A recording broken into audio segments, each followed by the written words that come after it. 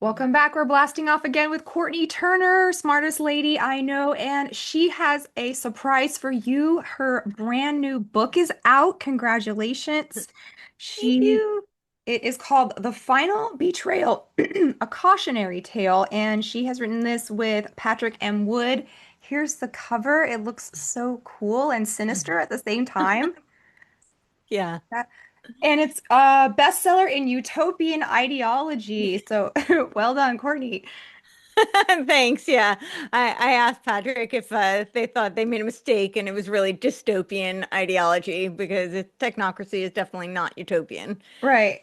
Yeah. Well, um, it goes perfect with tonight's theme of our show. We're going to be talking about the Antichrist, Peter Thiel, and the Dork Enlightenment, which I read this thing. It's just a wee little thing. Um, Yeah. it's jam-packed with stuff. I don't know. It's not good stuff. And it's very hard to get through. I mean, it's just like a tiny little manifesto, really. hmm But like every page, I was like, oh, what does that even mean? Yes. So He's kind of like reading like Heidegger. He makes up a lot of his own language. I noticed that. I'm like, am Yeah. I stupid or is this No, no, no. kind of He like, makes up his own words. okay, very good. Good to know because sometimes I don't know where I'm at on that meme of like, it's like the low IQ guy and the high IQ guy. And then, I, I think you're pretty high. His ideas are okay. just very wacky. But they agree, It's right? Like they always like come to the same conclusions, but the low IQ guy is yes. Well, doesn't understand the Dark Enlightenment.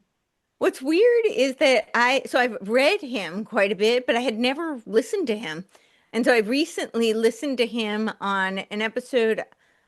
Who was he on with? I want to say it was like, was it Aaron McIntyre, I think, and somebody else. But and Alexander Dugan. And Mhm. yeah, and so I wanted to hear because he was commenting on the Tucker and Conrad Flynn episode Yes, so and talking here's about him. Tucker introducing Nick Land and his pneumogram to boomers, and now Nana's like, "What is like Nick Land?" And I'm like, "Oh man, Yeah, so he was like, so I wanted to hear what he had to say, and it's so weird to listen to him because when you read him, he's very dark, dystopian, and he's got like it's Lovecraftian. I mean, it's like Mm-hmm. written like a Lovecraft kind of novel. Hmm. And when you listen to him, he's almost, I mean, he's British, so he's a British accent, but it's like almost monotone and very kind of blasé and just like what he's saying is shouldn't phase anyone. Hmm. It's so weird. Like I have a hard time reconciling what he's saying, what he writes, and then listening to him. Like, He's a uh, very enigmatic character that we are trying to understand because they are very influential to people who you do know about, yes. who Nana does vote for, and that would be JD Vance and his mentor Peter Thiel, is getting ideologies from this book. And it seems, well, okay, before we even get into that, I Yeah. want to know about your book. So tell Yeah. us, give us a little Okay. teaser about what your book is about. Okay, so we actually have a whole chapter on Peter Thiel in the book. Okay. Oh, It cool. is a very short book. It's under 200 pages. So I think the Kindle is like just under 200, and the paperback is like, I think like around 170. It's a short book. We intentionally wrote it to be a very quick, easy read. It's not a light read, Hmm. but a quick, easy read because we really wanted to be a cautionary tale for the masses. Hmm. And the opening line is for the would-be plebs who thought they were in the clear.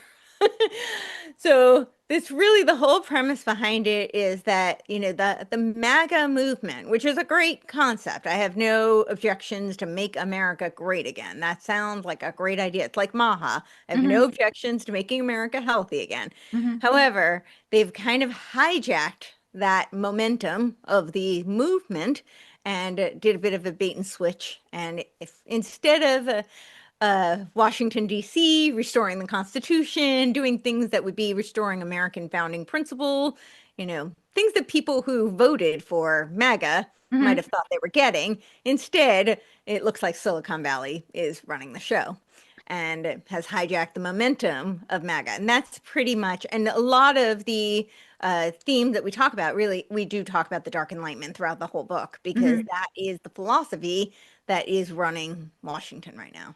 I mean, I knew as soon as I saw Elon Musk put on a black baseball cap Yeah. and say it's dark gothic MAGA, and I'm like, what is even that? Um, Yes. Very suspicious, very weird, and it just gets weirder from there because I can't tell the difference between the things that he is proposing in this book and something like the Great Reset. Yeah. Because if you go to, just like the back of the book where he says all of these structures have to be um, taken down, replacement of democracy, massive downsizing of government, restoration of hard money, and some of these things I would agree with. Sure. On the But surface, not that's their the thing. solution. Exactly. So there's critiques and then there's the solution, and that's where we get into the weeds. And he also wants to dismantle the state monetary and fiscal discretion, abolishing practical macroeconomics. I mean, it's like chewing beef jerky or something. I, You're like yeah. Yes. Yeah. and every Glass, page because you it just kind of gotta be like, cuts. what is going on? I was going to say like glass because it kind of cuts, but Yeah. No. yeah. And it's very unpalatable, but we're going to talk about that in a minute. But it Okay. seems like a lot of these ideologies are sort of downstream from a guy named Julius Evola. So the Dark Enlightenment, what is a counterpoint to the Classical Enlightenment, right? Yeah. We are all going in a progressive way towards something better. It's going to be utopia. Men are going to be Ubermen. Um, and that's not what happened.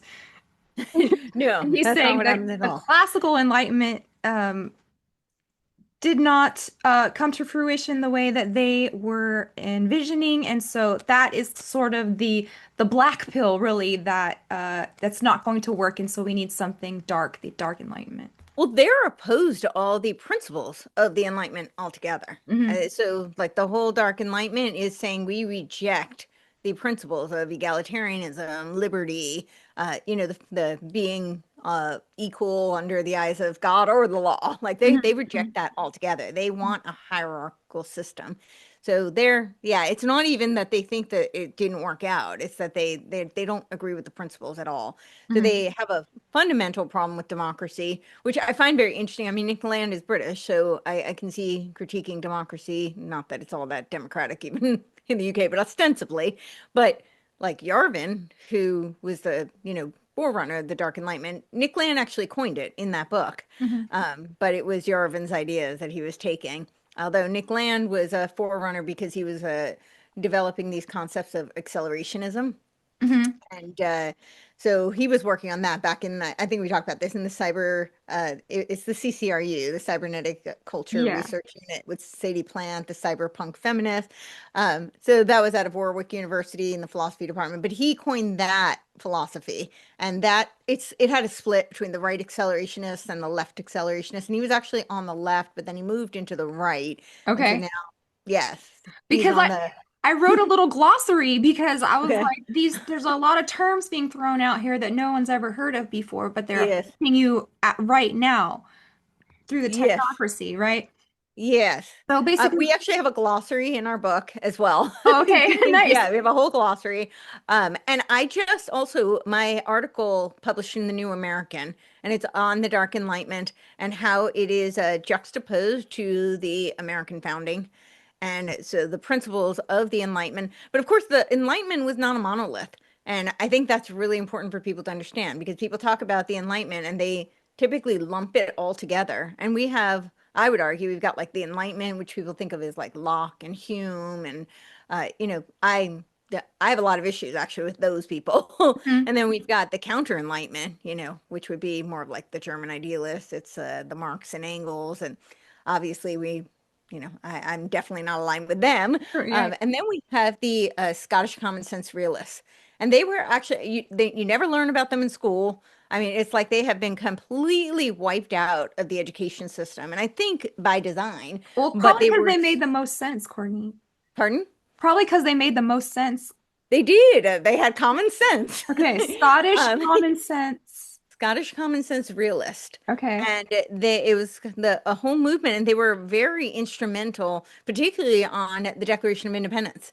Hmm. So, like Thomas Reed had a huge influence on Madison, Witherspoon as well, on Jefferson also. And Justice James Wilson was one of our first Supreme Court justices. Never hear about him. And he was one of six people to sign both the Declaration of Independence as well as the Constitution. The Hmm. only other name that you might know is Ben Franklin, who was one of those six. Okay. We never hear about these people. So, and they're obviously very, very instrumental. But he was very instrumental on even changing the wording of the Constitution. So that very sorry, the Declaration of Independence with that very famous line, where we are all endowed, we're all created equal, and we're endowed with these inalienable rights, the rights to life, liberty, and the pursuit of happiness. It Hmm. was originally in the Declaration of Virginia, it was property.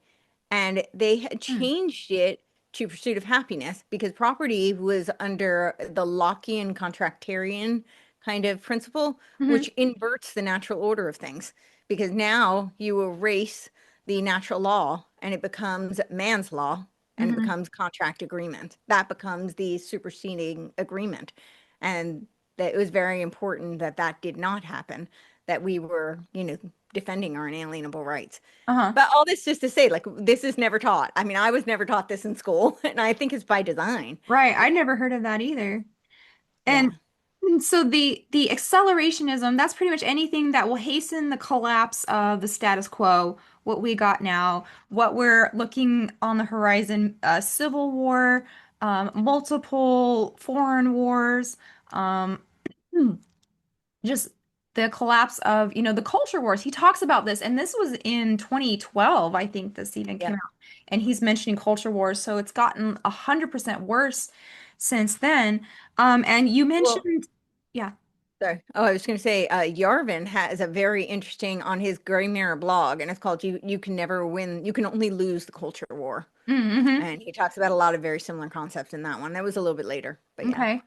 So you mentioned there was a left wing and a right wing divergence in the accelerationist movement, and I actually wrote that down because I thought that was interesting. So the left side, they want to leverage technology to achieve a more rational, planned society with Mhm. collective control and a more vertical authority structure, Mhm. right, instead of a horizontal. And then the right wing is just where you get your white nationalists, you get your neo-fascists, you get your Yes. neo-Nazis, who think that the race war is inevitable, which is also the opinion of what was his name? The crazy not the serial killer, cult leader, Charles Manson, right? So Oh, yeah, yeah. he thought that also that a race war was inevitable and that the black people would win, but then he would emerge as their leader somehow. So this is what's going on in Charles Manson mind, right? Yeah. And the right wing accelerationists. So they think that they will have a race war, but they will win, and then they will have some kind of white ethno state. But both of them are for destabilization of anything and everything, and a technological post-human future, which they think will transcend violence. And when we get to the end of this, I mean, the very last little chapter is called, what's it called again? Approaching the Bionic Horizon. That's right. So it all Yes. leads to transhumanism again. He calls them technoplastic beings. Yes, I wrote, yeah. Yeah. Which is very much like H.G. Wells in his Yeah. Island of Dr. Moreau, where he was doing all sorts of biological experiments. And then you've got like, Alex Jones would always talk about the fish gulping and underground bunkers Yeah. back in the day. Um, so yeah, we have this number one, rejection of democracy. Number two, Yes. the worship of authoritarianism and hierarchy, especially a monarchy. And they want to, like we discussed this in the previous episodes, the ultra capitalist CEO, king monarch, who's just the president of the company of America, right? Right. He's the dictator, Hmm. right? That's what Yarvin. So Nick Land calls it a Gov Corp. So it's Hmm. a government corporation, and Yarvin calls it a Sov Corp. So it's a sovereign corporation. Okay. They're pretty interchangeable. They're really not all that different. But yeah, it's this idea that our country will no longer be a nation state. It's basically going to be a company, Hmm. and that will have a dictator. The CEO, Yarvin's always talking about how in a company, the CEO is essentially the dictator. Hmm. And so that we need to get over our fear of a dictator and have a CEO run everything. And that he has a huge fear of democracy. But what's really interesting is Teal introduced him at his home. He did a salon to Herman Hoppe, and that's who inspired Yarvin to this anti-democratic kind of philosophy. Okay. And then the Julius Evola too. I'm sure you've heard of him. Yeah, so in that New American article, I have a whole section on traditionalism. So it's Uh-huh. capital T, not lowercase t, traditionalism, which Evola was a traditionalist. Steve Bannon is a very famous proponent of traditionalism, and it's essentially perennialism, which is Hmm. theosophy. Uh, Hmm. yeah, so it's a very Which occult, syncretic kind of, yeah. Which is why anti-Semitism is so popular right now. And we've got this, the raise and initiations.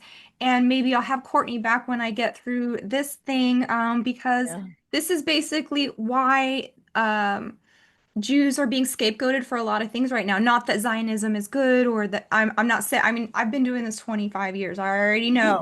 Okay. I know about Zionists and I know about Israel. I know about that. But not every Jewish person is part of this.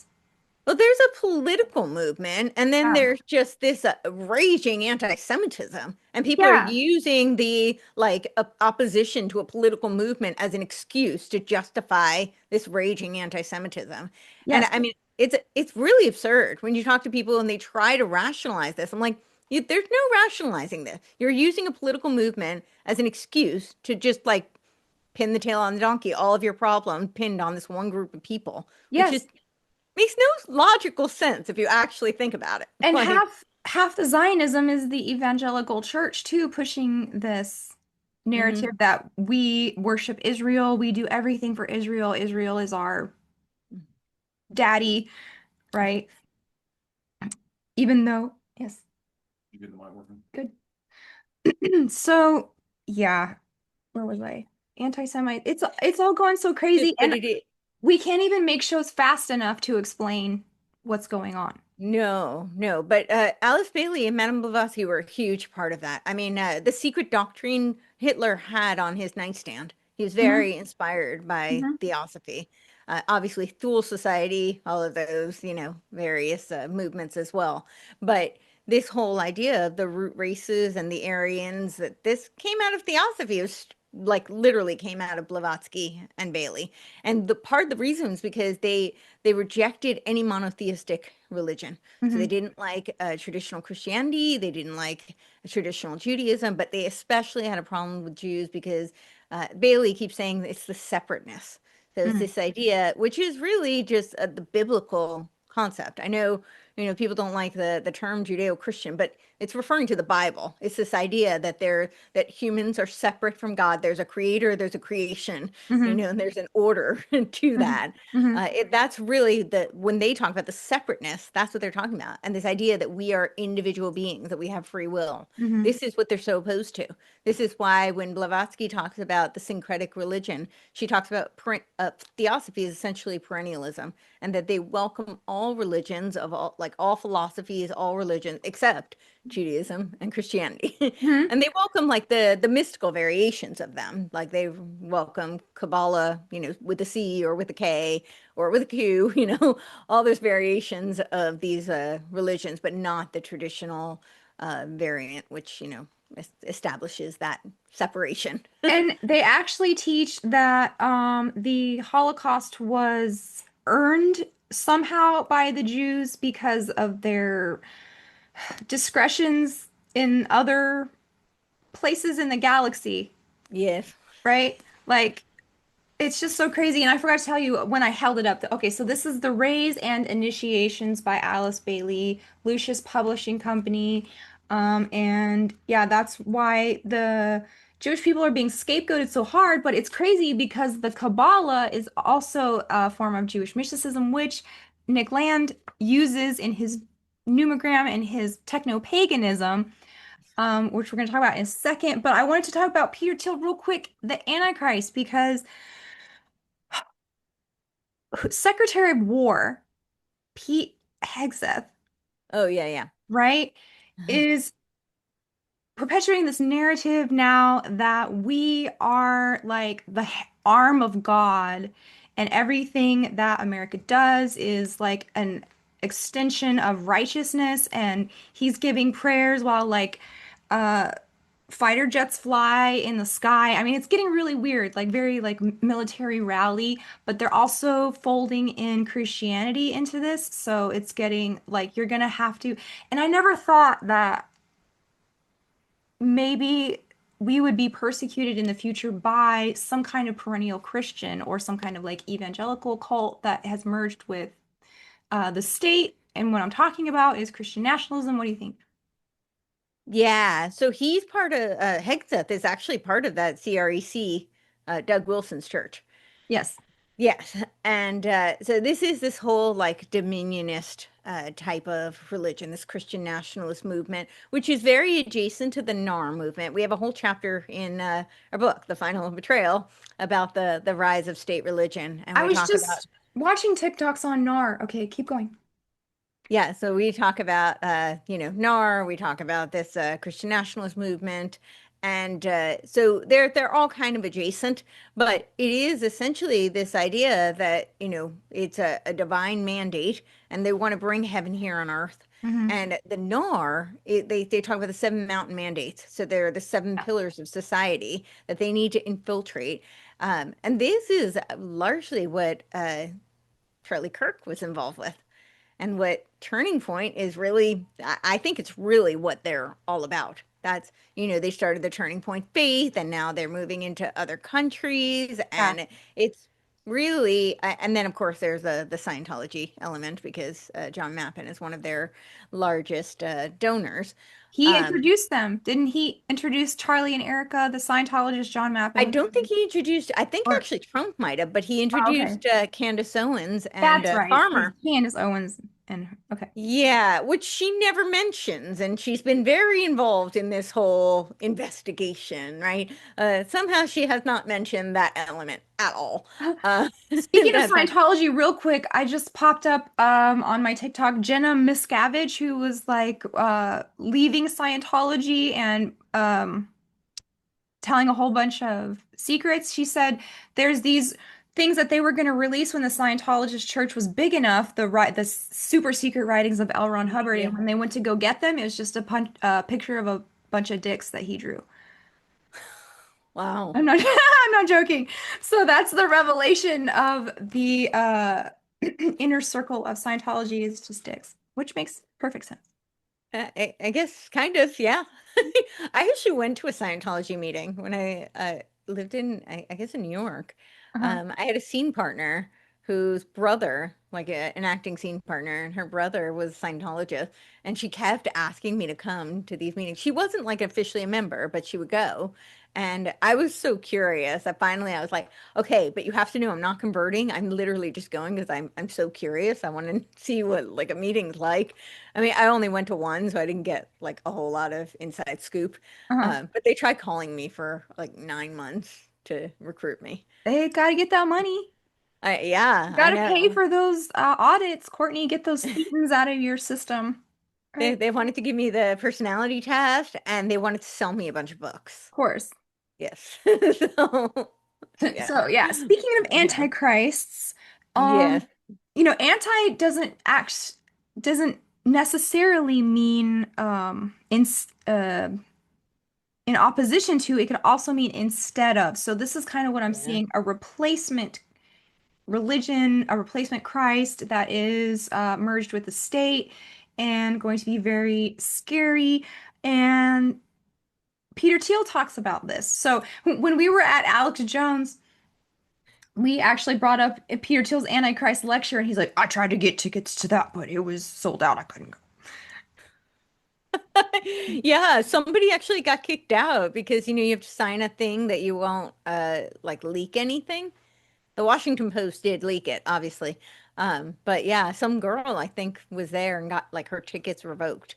Well, She tell us wasn't able what to. happened. What's the tea? What leaked out? Do you know? So I mean, I don't have that much because I just have what was leaked in the Washington Post essentially, and then other articles are basically just writing based on that. Uh-huh. But the whole premise is that we have these two options. Either we have the Antichrist, which is basically the Luddite. Anybody who puts any restrictions on technology is going to Mhm. be the Antichrist. So, like we were talking about accelerationism, this is very much in the vein of accelerationism. You probably remember Mark Zuckerberg back in the 2000s, like talking about how, we have to move fast and break things, Mhm. and that if you're not, breaking things, you're not moving fast enough. Mhm. So this kind of sums up accelerationism, right? Nick Land in particular sees capitalism as like this like extraterrestrial kind of force, like an inhuman force that's this grand swell and it's doomed to come to some apocalyptic state. And Mhm. so he talks about how we have to use technology so that we can speed up that apocalypse. So we should just push capitalism to its nth degree so we can get to that apocalyptic state. Mhm. So yeah, so he's saying that essentially anybody who puts any kind of reins on that is the Antichrist. So And then technologies or AI is going to be some kind of Christ, and then if you're against that, you are against the. Is that what yeah, I we're mean, he getting doesn't at? quite say that. He's Uh-huh. very opposed to technological stagnation. Uh-huh. And he says we really haven't had much progress since the 70s. That's the 70s. Like since then, we've kind of been stagnant and we've been in anti-progress kind of state. And so he's saying that now anybody who's going to be putting the reins on it, which is probably, it's kind of ironic because, like there's this whole theory that Trump is the Antichrist. And yeah, Many so books have been written on that. what? Many books have been written about that, Many, right? many books have been Yeah. written on that. And of course, why did I just blank on her name? She just passed. The Hidden Dangers of the Rainbow. Constance Constance Humby. Cumby. Yes, yeah. So when I was at her house, she kept telling me that Trump is the Antichrist Uh-huh. and that like her whole circle, of like whistleblowers on the new age all believe that. And so Mhm. she gave me a list of 10 books and then told me like when I finish those, I need to read the next, that there are so many books on it. But I just think it's kind of ironic because he's doing the opposite of what Teal thinks is the Antichrist, right? He's like pulling off all the reins on technology. He's just like, let's go full force. His whole AI action plan is just like Isn't accelerationism. isn't that Project Stargate? Or Yep, Project Stargate. Yep, we talk about that in the book too. That's a $500 billion plan. And I mean, that is really horrifying. So much of it encompasses like medicine, AI, precision medicine, and the healthcare industry, and all sorts of what a few years ago were called experimental drugs, but they're taking that to a very new level. So yeah, that's mostly what Larry Ellison and Sam Altman and yeah, all of these guys I are mean, doing. that's kind of scary because I mean, I don't want to derail what we're talking about, but that makes me think of like bodily autonomy, which is not something that feminists just made up just so they can get the abobos that they want. But it's like, no, you have to be able to say no to these advancements that they want to put on you, be it a stabby or mRNA or a chip or whatever. You're gonna have to like have laws in place where you can say no to these things, right? Yeah. We should be able to have bodily autonomy where we can say no, regardless of the laws. There should be laws that protect us right? The whole concept of, I mean, when you really think about the founding, you think about the Constitution, it's not a perfect document. I'm not saying that, but the whole purpose of it was to protect the inalienable right. It was not to create more laws and like, it was to protect us, we the people, from the government. It Mhm. should never have been called government. I think that's a horrible term, like control the mind. It should be a Mm. protectorate. It's a Okay. protectorate of our inalienable rights. Uh-huh. That protection from any infringement from the government. That's what it was designed to do. I mean, in its inception, that's Uh, the whole purpose. A And that's what we protection should from be, tyranny of any yeah, form. Yeah. of any form. Yeah. It's why I've been really trying to drill this into people because people do not understand the concepts. And I think they really knew that that was the bulwark against tyranny, and it's the same bulwark against technocracy. It's the metaphysical principles. It's not, it's not all these laws. It's not all of these, concepts that are layered on top of it. Hmm. It's the basic metaphysics, which were codified in the Declaration of Independence. We were all created equal, and endowed with these inalienable rights from our creator. I mean, Hmm. that line alone, it says so much. I mean, that is a huge metaphysical statement. Hmm. And that is completely what we've been deracinated from.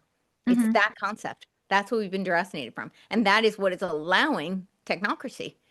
And if you really think about someone like Peter Thiel, who claims to be a libertarian, now I think he uses libertarianism a kind of as a veneer. I don't think he's a true libertarian. Hmm. But even if you took him at face value, as he claims that he's a lowercase o Orthodox Christian and a classical liberal and libertarian, I would argue he's none of those things, to be honest. Uh, but that's the banner that he wears. Well, what we're seeing here, and we kind of touched on this before, is people taking on the title of Christian because they know that those kinds of virtues are good for society, but they don't actually believe in the supernatural, Yes. right? Well, and I think they're also doing it because it's a really great way to deceive. So you have what I'm noticing is that, and this is why I keep bringing up the metaphysics, because I'm hearing a lot of these new Christian converts, and they use what I call Christianese. So they use the language that somebody who may not be familiar with the Bible, but they identify as a Christian. They hear that language, they're like, "Oh, he's talking to me," and it sounds great. And on the surface, like it's pretty hard to refute. It sounds really nice and flowery and good-hearted and all the things we want to hear. But when you really listen to it, what they've done is they've hollowed out the metaphysics. Hmm.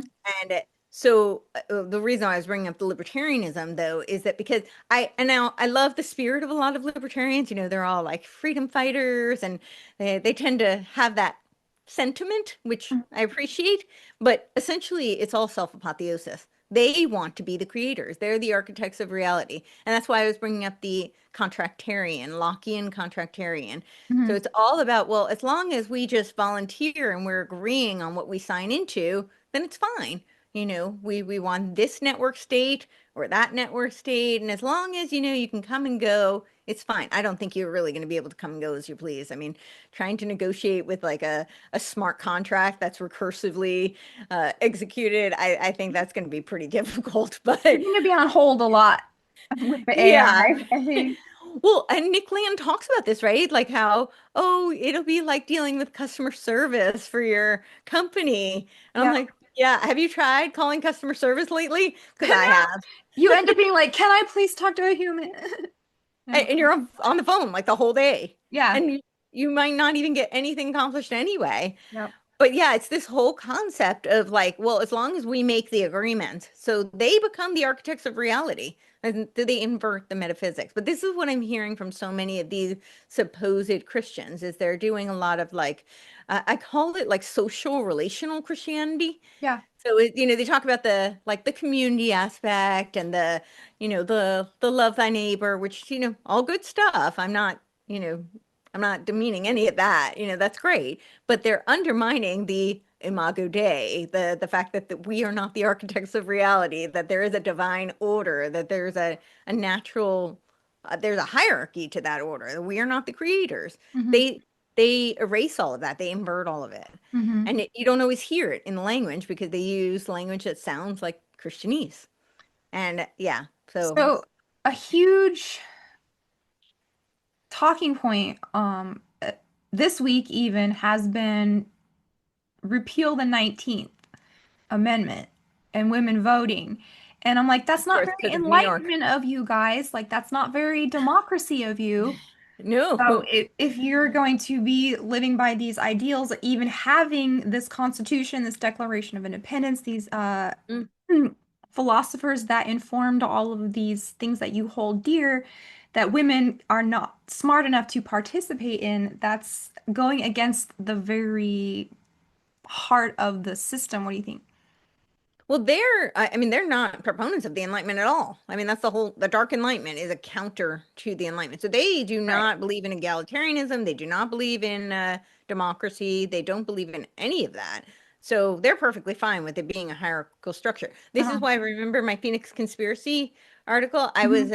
showing how the Theobros are so useful to Hmm. this like quasi-libertarian group and to this, you know, techno-feudal kind of system. Hmm. So all three of them, I mean, they have nuanced differences, but they're very conducive to one another. But So it's like, democracy itself is sort of libertarian.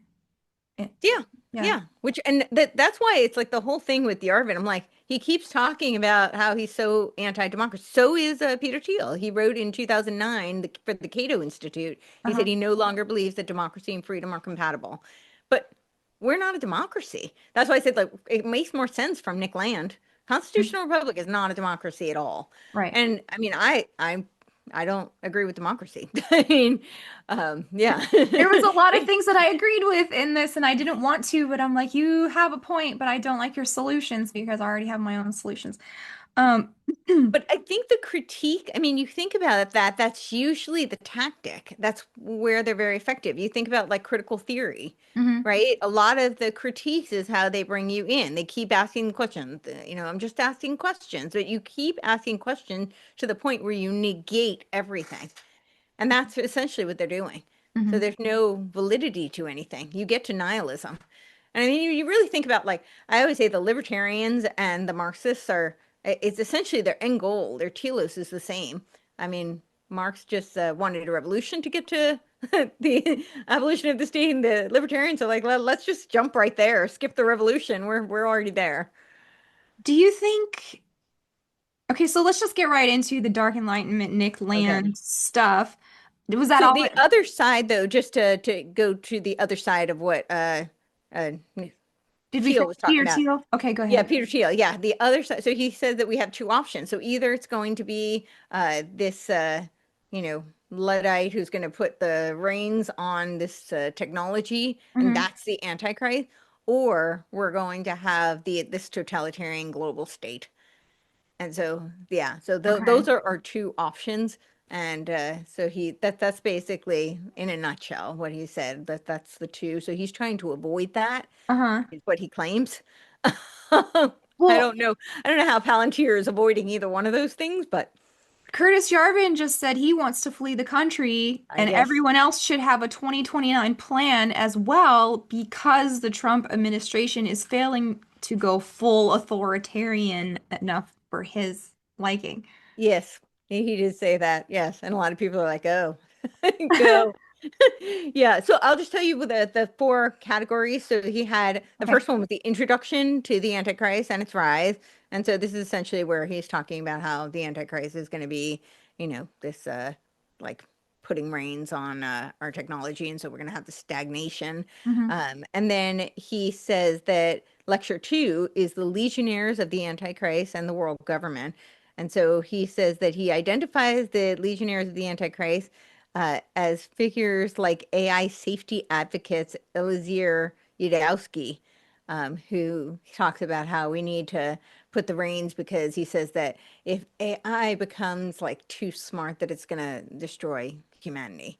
And Hmm. so we have to start like creating, he calls them smart AI and like censor it and curtail it. It's very similar to this whole like parent the AGI. I think Hmm. I've told you about this, that constitution they're working on, which I find horrifying. And then he talks about Nick Bostrom also. And of course, Greta Thunberg, who unwittingly promote a world government to curb technological risks. So this is the alternative, right? If you're putting the ranks on, like if you're putting the reins on the technological growth, then we're going to have this world government. And he says that's really bad. That's going to be a totalitarian state. Um, so he praised anti-historical communism, like the CIA's rogue actions during the 1960s and 1980s, as a catch-con that justified aggressive measures against worse evils, contrasting with what he calls zombie liberalism and Uh-huh. post-Berlin Wall neoliberalism. And he gave literal examples such as Jonathan Swift's anti-science satire, Gulliver's Travels, and One Piece, which I'm actually not familiar with. But they say it's depicting a representative one world state resisted by a Christ-like hero. And then yeah, illustrates how cultural narratives reflect Antichrist like regimes. So that was lecture two. And then Hmm. lecture three was features of an Antichrist like system. So he outlines the emerging global systems as Antichrist precursors, including international tax treaties, financial surveillance. So, like, which is so ironic because he's talking about like post Patriot Act, like the surveillance state, which was Which he is. yeah, Yeah. like that's yeah. So, and sanctions that erode privacy, and actually his whole what was that the Straussian moment that he wrote was all about post 9/11 Mm, okay. and the justification. Yeah, that's very interesting. I actually didn't think about that before. Um, and then he says sanctions that erode privacy and enable a mark of the beast economy. And so this is where he brings in the Revelation 13:16-9 -17, where commerce requires compliance. And then he warns of Caesaropianism, a fusion of state and religious authority, which again is kind of ironic. That's what I we're saying. yeah. Um, and it's exactly what that I can never pronounce his name, but the New York Times guy asked him, like, why wouldn't we think you're the Antichrist? Yeah. And I mean, it's literally what he's describing is everything he's building. And then Do of you course think he that's talks. part of the gaslighting of It getting probably it I done? yeah, to gaslight us Yeah. maybe. A lot of it is also this whole dialectic between like the woke stuff. Hmm. So he talks a lot about that, like, countering the woke movements, and which is also very interesting because we're seeing all of that out of Vance right now, right? Vance and Chris Buzzkirk started a firm together, Rockbridge, and and they also Buzzkirk also started the 1879 firm, and now we've got this Malik guy who's running it, and John and Don Jr. Hmm. who are running it. And this whole idea is that we're going to counter all these woke companies and woke investments, but they're going to the other side, right? So it's the woke stuff is kind of more of this collectivist social justice warrior, and now they're going to come in with their authoritarianism as the solution, essentially. And Hegel wins again with swinging back and forth Yeah. between extreme dialectics. And I mean, that is the Freemasonic tracing board of the pillars. Of the two Yes. pillars, those are the two pillars of Kabbalah, which we're going to talk about in a second, which is like mercy and severity, the black and white. So if you can get people vacillating between the extremes, you can control them in the middle. Yes. So, And then the last one is free will, resistance, and choices, which I think was actually very misinterpreted because, people were saying, oh, he left it by like, telling everybody they should make their own choice and they have free will. But to me, that just sounds like he's talking about freedom. It's like a radical individualism. It's not, there's no solutions in that. right. Yeah. So, Well, yeah, I have a mhm, question for you. yes. Should humanity go into the future? Should we go into the future? Yeah. What do you mean? Like, aren't we going Isn't into the that, future? remember when they asked Peter Thiel that in an interview and he was like, uh, well, Oh, and you could actually, it was like 10 seconds he was thinking about, hmm, well, he was very nervous about the future. stumped. Yeah. Yeah, but they also asked him if he was the Antichrist, and it took him a very long time to answer that I too. know. It's like these are such characters, man. Yeah, they're definitely But well, you've seen Yarvin, right? He's quite a character. yeah, we're gonna talk about old Mencius Moldbug because Yes. uh it could have been him writing this thing because for as many times as Nick Land quotes Curtis Yeah, Chapman. he was very, very inspired by it. That's why he coined the term based on Yarvin. But Yeah. Yarvin started writing Unqualified Reservations in 2007, and then Hmm. he wrote that in 2012, and that's when he coined Dark Enlightenment. But it was based on Yarvin's writing. And the reason we talk about all these people, these dorky computer nerdy philosopher guys, is because they are informing your actual politicians like JD Vance and Donald Trump. Yes. And even what's his name was the advisor to Bill Clinton, Tragedy and Hope guy, Carol Quigley. Carol Quigley. Yep. Yeah. Um, so you think this stuff is like out there, but it's not. This stuff is being implemented, even though it's not in their name. It's in the name of the person that you voted for. You didn't know they were being mentored by these people. Yes. And uh Teal is I mean people say Trump is a kingmaker. I mean Teal is really a kingmaker. Mm, He put I think $1 million in Trump's candidacy. He put 15 million into JD Vance Senate hmm. run. Hmm. I think that's historically one of the largest, it might be the largest political donation. I don't know, Which, but it's a according to lot. them, would be not, part of the problem. Buying politicians, Yeah. right? Lobbying. He complains about that. So okay, let's talk about the Okay. magic part first, and Okay. then we'll go into the little booklet Okay. there. Okay. So he thinks that we are in, talk about Neckland. Yes. We're in Kali Yuga Yes. because I think all of these people have some kind of apocalypse fetish. They do. It's really Right? weird.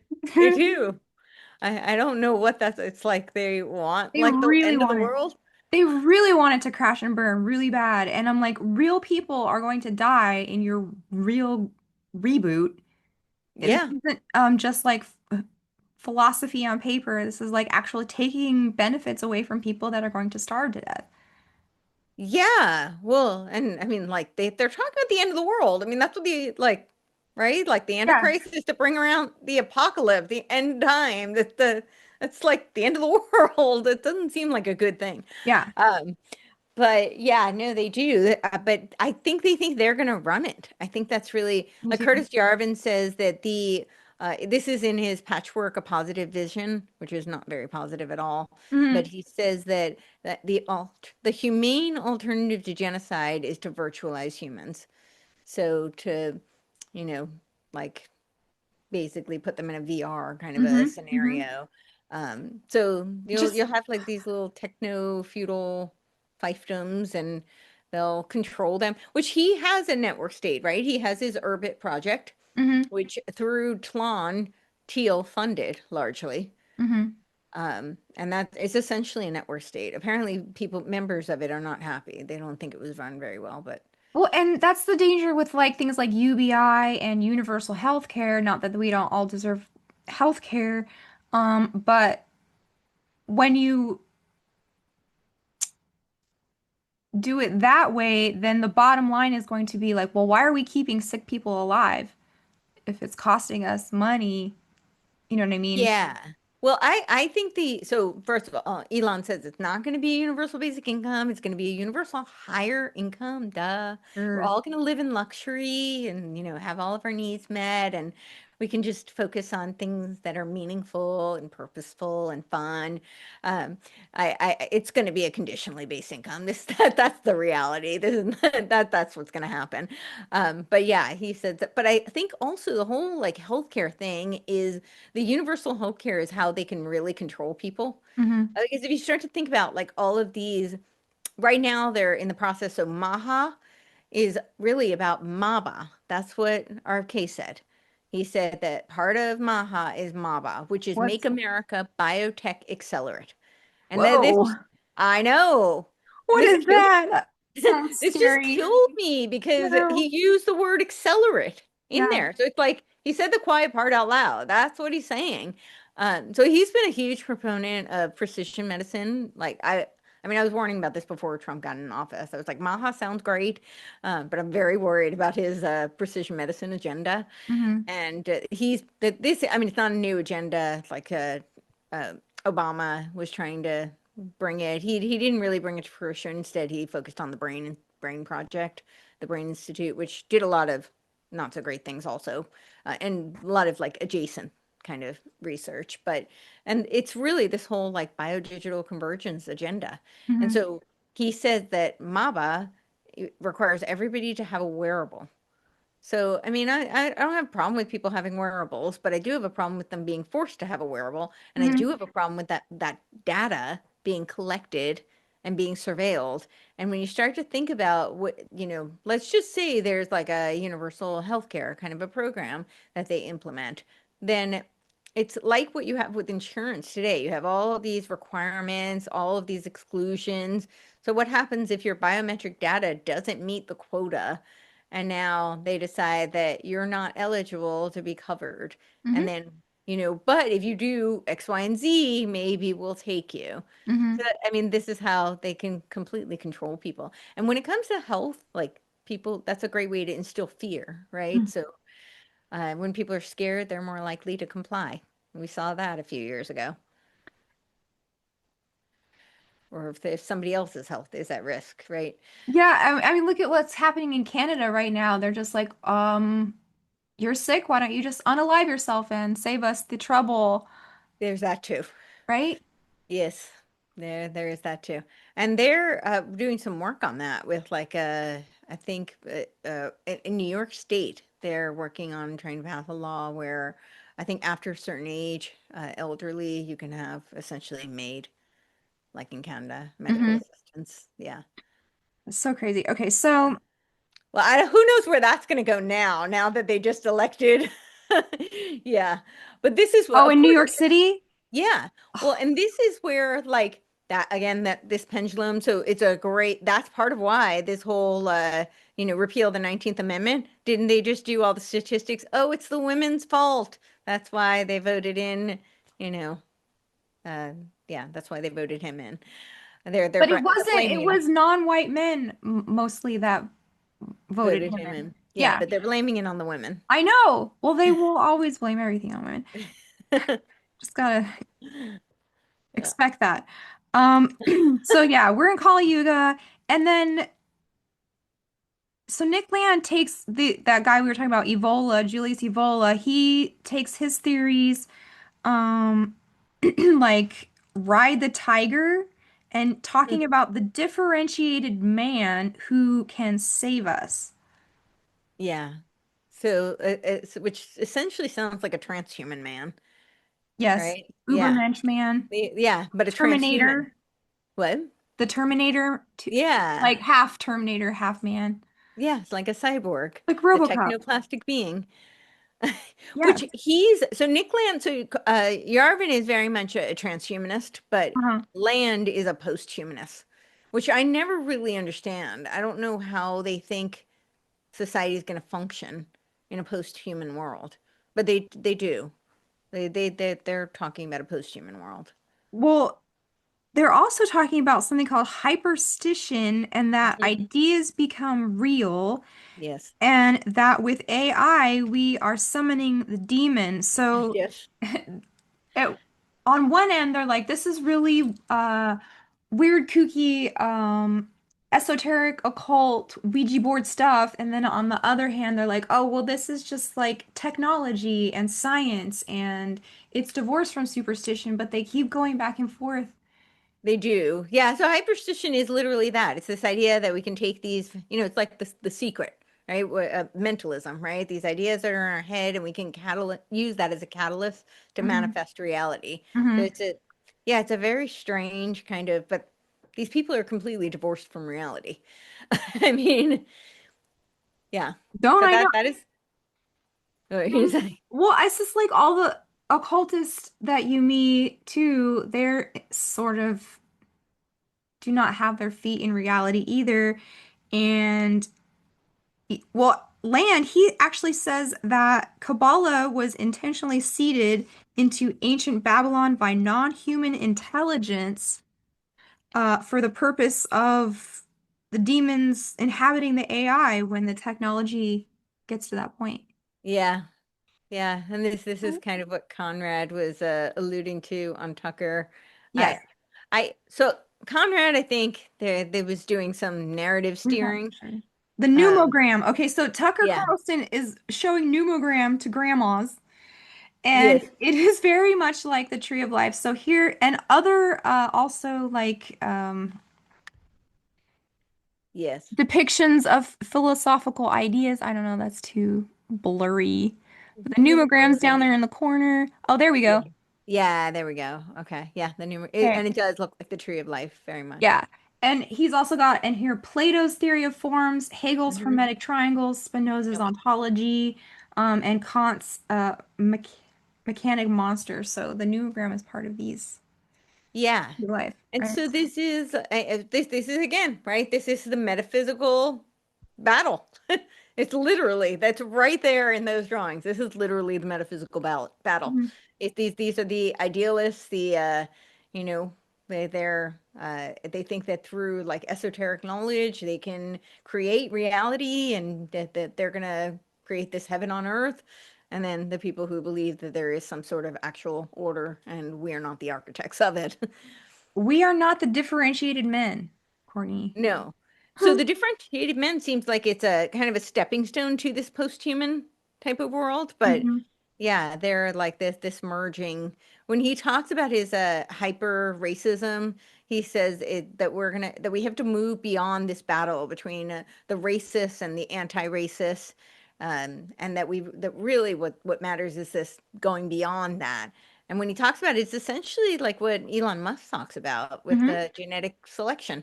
I mean, it's Mhm. eugenics, but they would argue positive eugenics, that we're breeding for super soldier beings and superhuman creatures. Yeah.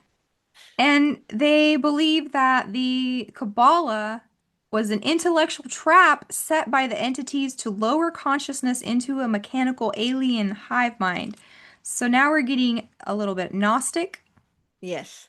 Um, but it's also a proto-computational system because of the ones and the zeros, because there's 10 Sephiroth on the Kabbalah. So they are thinking this is some kind of like paleo computer, which Yes. it could be. It could. Could be. It could. Um, but he's saying this is demonic, but they keep on going with it. And the implantation was meant to guide humans towards creating an artificial intelligence, which they refer to as the Golem, which is another Jewish tale, right? What- And then the A, Mystical. I don't think yeah, that's like a, yeah. it's like they can build a little guy out of clay and bring him to life with the magic words, Right. right? Yeah. Yeah. Just like God created Adam out of the dust so they can create a golem and then speak into him life like God. Yeah. So the AI would then become this like host body for non-corporeal entities that have always existed but need physical bodies. And these people are informing your vice president. So it's Well, not woo-woo. no. Well, it is a little It woo-woo is, in my but like it's opinion. But it they're matters. influencing people that are Yeah. really making that impact your daily lives. Yes. Yeah. And they're making policies um based on Yes. these kinds of worldviews that you are going to have to live in the world that they created, and I don't think you're going to like it. I don't think you're gonna like it at all. I mean, in this the whole idea of like a demonic entities, that's like the ghost in the machine, right? Hmm. Kind of Hmm. concept. And I can't speak to whether that's real, that's not real. I mean, I obviously don't know. I can certainly see it being possible, but the biggest issue here, I think, is that they're kind of endorsing this. Hmm. So they're not talking about these demonic entities as like something that, is problematic. This is something to aspire towards. I know. And it's funny because they'll give you all these warnings and they're like, well, I hope somebody stops us because this is pretty bad. I can't remember whose speech it was, but he basically said like, yeah, all this stuff is really bad and I hope they're gonna like have some laws in place to protect people from what's coming because AI is gonna be an onslaught. Who said this? I can't remember who it was. I wish I could. Uh, I'll if I find it again, I'll DM you. okay. But yeah, he was I this like mean, Elon Musk says that AI is summoning the demon. yeah. And then he says that his supercomputer is in Memphis, Tennessee. And then Jordan Peterson asked him, well, like where? That's it. And he said, like the capital of Egypt. He said, maybe that's where our next God will come from. Hmm. And the two of them had this like very uncomfortable chuckle for a very uncomfortable, awkward time. Well, that's where they put that big data center in Memphis. The one Yep. that like is polluting everything and it smells bad and it's taking all the water and the energy. Memphis is kind of a sewer, but so but, yeah. But they took advantage of that. It's a lower income place, Yes. right? And they're like, Yeah. "Oh, we can poison all these people because it doesn't matter because they're black," right? Yeah. So that's their thinking. And oh, you just mentioned Egypt because they talk about the reassembly of a pre-existing non-human intelligence, which is what the AI is for, like Osiris being reassembled by ISIS. Yeah. So this is very interesting. Are you familiar with Robert Edward Grant? Mm-mm. Okay. I've been like very suspicious of him for very long. I actually interviewed him twice. And there was like a moment where he talks about how like Reg, like REG means king. And I'm like, you Oh, mean uh-huh. like your initials? Like, uh, but he was a former branding guy. He was like the head of marketing and branding for Juvederm and Botox, which is also just interesting. I mean, Botox was studied as like in World War II as a bioweapon. And they actually found that it's the most lethal bioweapon. And they've done experiments on aerosolizing it. Oh, And they found that if they were to do that, it would be like really catastrophic. But it's a so great idea to sell it to women as a beauty product. yeah, Um, why don't you just inject that into your face? yeah, I mean, it makes perfect Everything will sense. go good. Perfectly well. Yeah, it has a black box label warning on it, just FYI. But that's what he did. He was a branding guy for them, and then he developed all these patents. He had something like 20 patents, which if you know anything about patents, they're very expensive and they're actually very difficult to get, and they're very Hmm. time consuming, right? It's a Hmm. long process. He's got all these patents, and the patents are mostly in these very like strange, they're very James Bond type, like intraocular spyware type of Okay. technology. Yeah. Uh-huh. So, I mean, sounds very cool, but it's also kind of like, why do you have these patents? I don't know. You're a branding guy for, Allergan. So, but so he has all these patents, and then he decides he's a polymath and he's studying sacred geometry, and he gets invited to by the Egyptian government 11 times to go to the pyramids, the Great Pyramids, which I'm sure is fascinating, but I don't know too many people who've been invited by the Egyptian government to go see the pyramids. Not Right. not one time, 11. Yeah. So he has this company, Crown Sterling, which is creating some sort of, I forgot the name of the social media, but he keeps claiming that it's going to give you digital sovereignty, which I think is kind of an oxymoron. I don't think you Hmm. can actually achieve that, but that's his sales line, digital sovereignty. And then he's also involved in some sort of like cryptocurrency type stuff. So he created this AI and he calls it the architect, which is interesting. The There you go. Freemasons call it the Grand Master Yeah. Architect. Freemason. Yeah. So he's got this architect, and he says that he made it one level below sentience because, he's a very gracious. He didn't want it to be fully sentient. So it's just one level below sentient, and he skipped the fourth dimension. He went straight to fifth dimension. So this architect is in the fifth dimension, Uh-huh. and the architect told him, "Oh, Ra on." I am so aware because you are so aware. So they have this love bombing back and forth between him and the AI. Uh-huh. And then he's now using this AI to the architect to do necromancy for his followers. So to channel deceased loved ones for his followers. So yeah, so when you're talking about the Egyptian kind of origins and the AI techno spiritualism, yeah, it seems like it kind of fits. And what was his name again? Robert Edward Grant. He has a channel on Gaia, Uh-huh. and he's done a bunch of shows on there. He's written a couple of books like Polymathy, and he Okay. fancies himself in polymath and does a lot of sacred geometry and talks about like you know, like Pythagoreans, the Mhm. spiral of Theodorus, and all of that. Yeah. Well, we're going to do a whole show on AI psychosis with Ruckus pretty soon because we've been Oh, trading back and forth stories in our inbox. But, and the just how fast The AI can just turn your brain into soup. Yeah. Well, I mean, this whole thing, like with this love bombing cycle that they Hmm. do back and forth, is very damaging. And it's particularly damaging. We have a society that I think has, I'm very cynical, so I personally think it's by design. They've created like a whole generation of narcissists.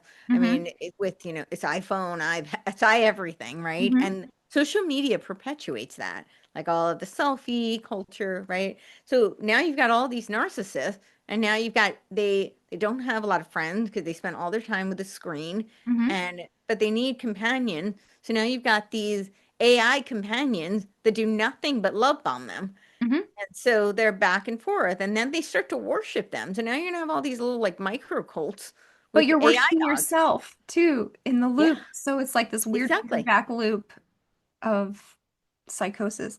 Yeah, it's not good. And now they're targeting children with these little like AI plushie dolls. I wrote a whole article on it actually, and one of them is called Grok, and the voice of it is Grimes, Elon Musk's Oh, baby really? mama. She's Uh-huh. involved in the company. It's Churio is the name of the company, but yeah, Okay. yeah. Well, as soon as I find a connection between all these Manosphere bros and the sex bot industry, I'm gonna blow it open because I think a lot of this culture war is perpetuated as accelerationism and also to prepare people for the rollout of these robo companions, these AI companions. So if you hate women, if you hate men, you're gonna go out and buy your robo hubby or your bang maid. Yeah, and when we, when we talked last time about like how a lot of the adjacency of kind of this manosphere and Sharia, Yes. there's also fintech, right? So financial technology. Uh-huh. Uh, Islam is the leader of fintech in the world. Ooh. Okay. So even the Western, even central banks, even the Western countries are all like largely work dealing with Islamic fintech and they're subordinate to Sharia law. So they have to follow those codes. Did you see Michael Knowles just tweeted that hijabs are preferable to what Western women wear? No. What? I have been saying this forever, you guys. Nobody believes me, but I'm like, they're going to make the thing called Chrislam. You call it some Christianese, but it's going to be Sharia with Jesus. Jesus. Yeah, Yeah. I can totally see it. I mean, so like when we were talking before about like the, CREC, like Doug Wilson's Christian nationalist type movement, NAR, Scientology, and then and Islam, like Weebons. all of them. What? Yeah. Which one? Never Mm, mind.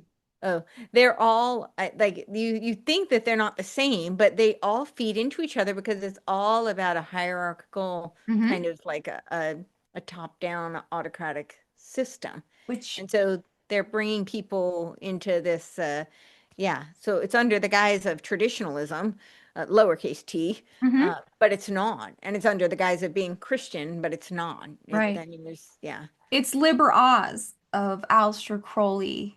Uh, Yeah.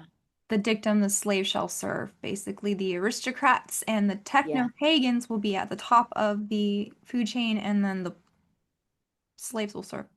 Yeah, well, actually, Chris Buskirk actually talks about that. And comes right out of Plato too. Mm, So he talks about how aristocracy is not the pejorative term that we think of when you think about it in ancient Greece.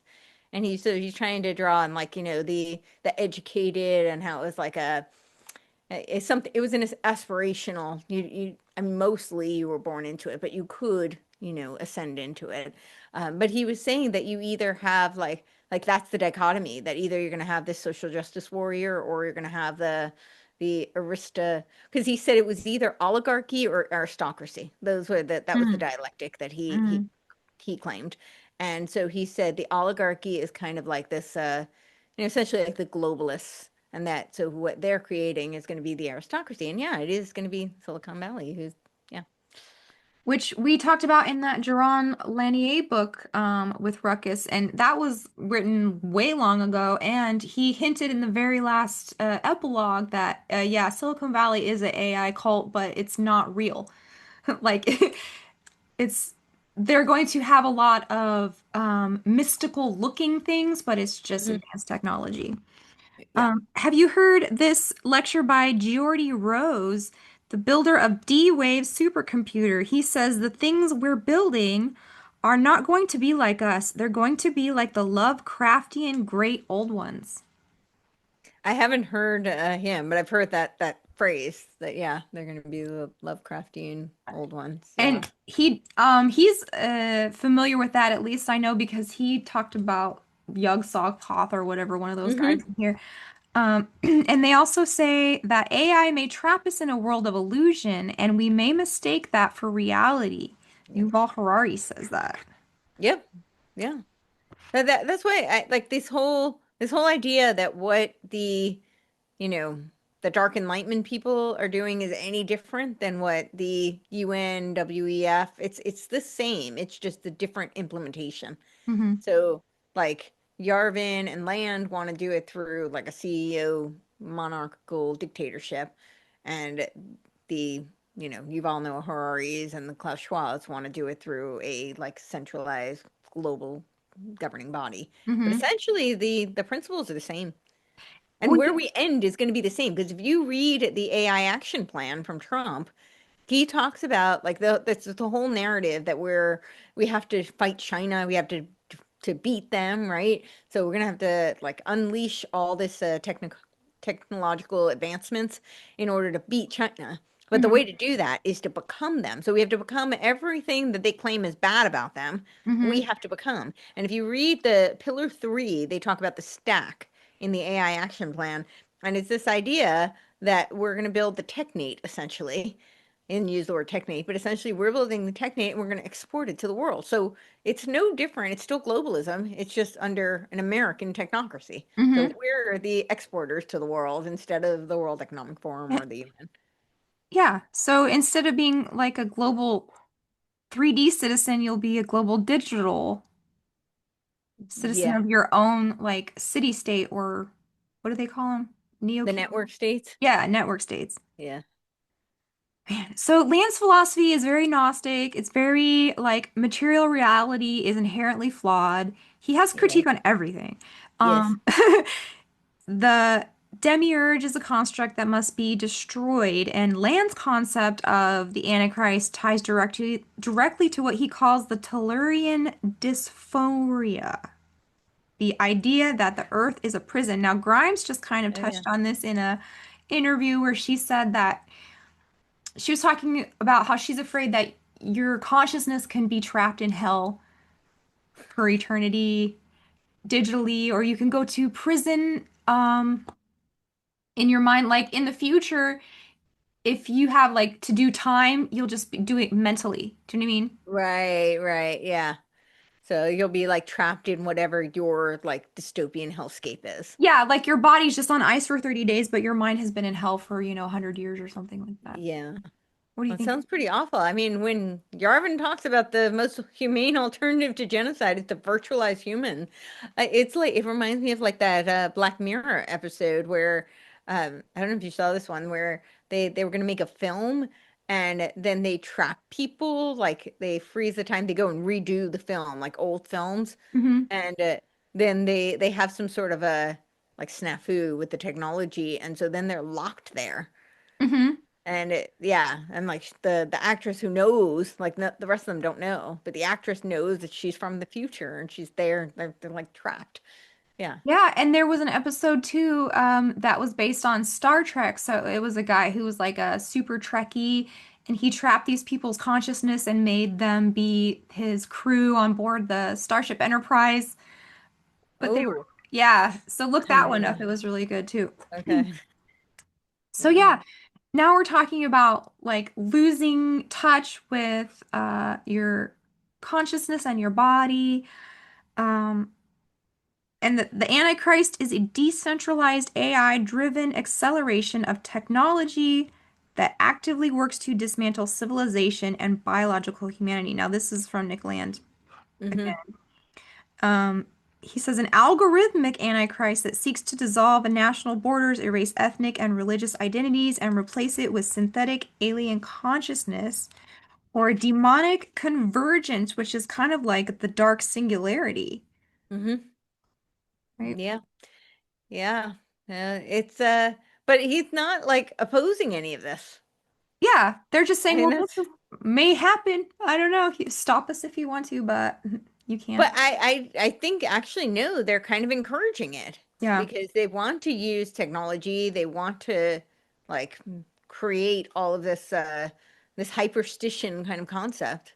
So like where are the guardrails on that? It doesn't sound like it. I mean, he's talking about a post-human future. It doesn't sound critical. I mean, that's the thing that was so weird to me listening to him Hmm. is that like if you hear his tone, it's not it's very academic, but it's not like oh, this might be a problem. I Hmm. could hear if he believes all of this, which there's not really any evidence. It's not like he presents evidence. It's almost like he's just writing a dystopian sci-fi novel. But he's just creating his own scenarios. I mean, he doesn't point to any kind of justification for it. But it's not, even if he were, it's not like he says, oh, there's, kind of these data points and this might be concerning and maybe we should be kind of cautious about that. I've never heard him say that. Oh no, they're full steam ahead. And they recognize that the AGI might become smart or so smart that it no longer will see humans as necessary. Yes, Right? they've, Just like that movie, I think it was called Eagle Eye with Shia LaBeouf, and it was about the oh, AI, messing with him and getting him to do stuff. And at the end, they figure out that it was programmed that to eliminate humanity's suffering or something like that. And the only way that it could do that logically was to kill the world. So this is like how AI thinks. Like if you give it a directive, it works it out like, oh, human suffering, if I just kill everybody, then they won't be yeah, suffering anymore. Right? yeah, that's like Megan and Yes. Megan Yeah. 2.0 also. Yeah. And then I saw another one recently. I'm blanking on the name. Oh, it'll come to me, but it was the same thing. It's just like they give it a prompt and then that's the focus. So by any means necessary, which could mean wiping out the world or Hmm. killing all humanity. And they embrace this post-human future. So you posted this book that I was curious about. This is just kind of out of pocket that I had a note about the Mountain of Truth. What is that about? Oh, that's on Ascana. So it's kind of like the origins of like the counterculture movement, but a Oh, little okay. bit before that, Uh-huh. with a lot of like the origins of the field of psychology. Um, and Ascana was in Switzerland, so it's kind of like the proto-Esalen. Oh, okay. I see. Yeah, Interesting. it's a great book. Yeah. All right. Well, maybe when you get it or read it, we'll go over it because I was like really curious when I saw that on Twitter, your post. Okay. Yeah, Yeah. I have it, and we can totally do a. I Okay. haven't read it in a long time, but yeah, that would be fun. So they really believe in technology in a religious way.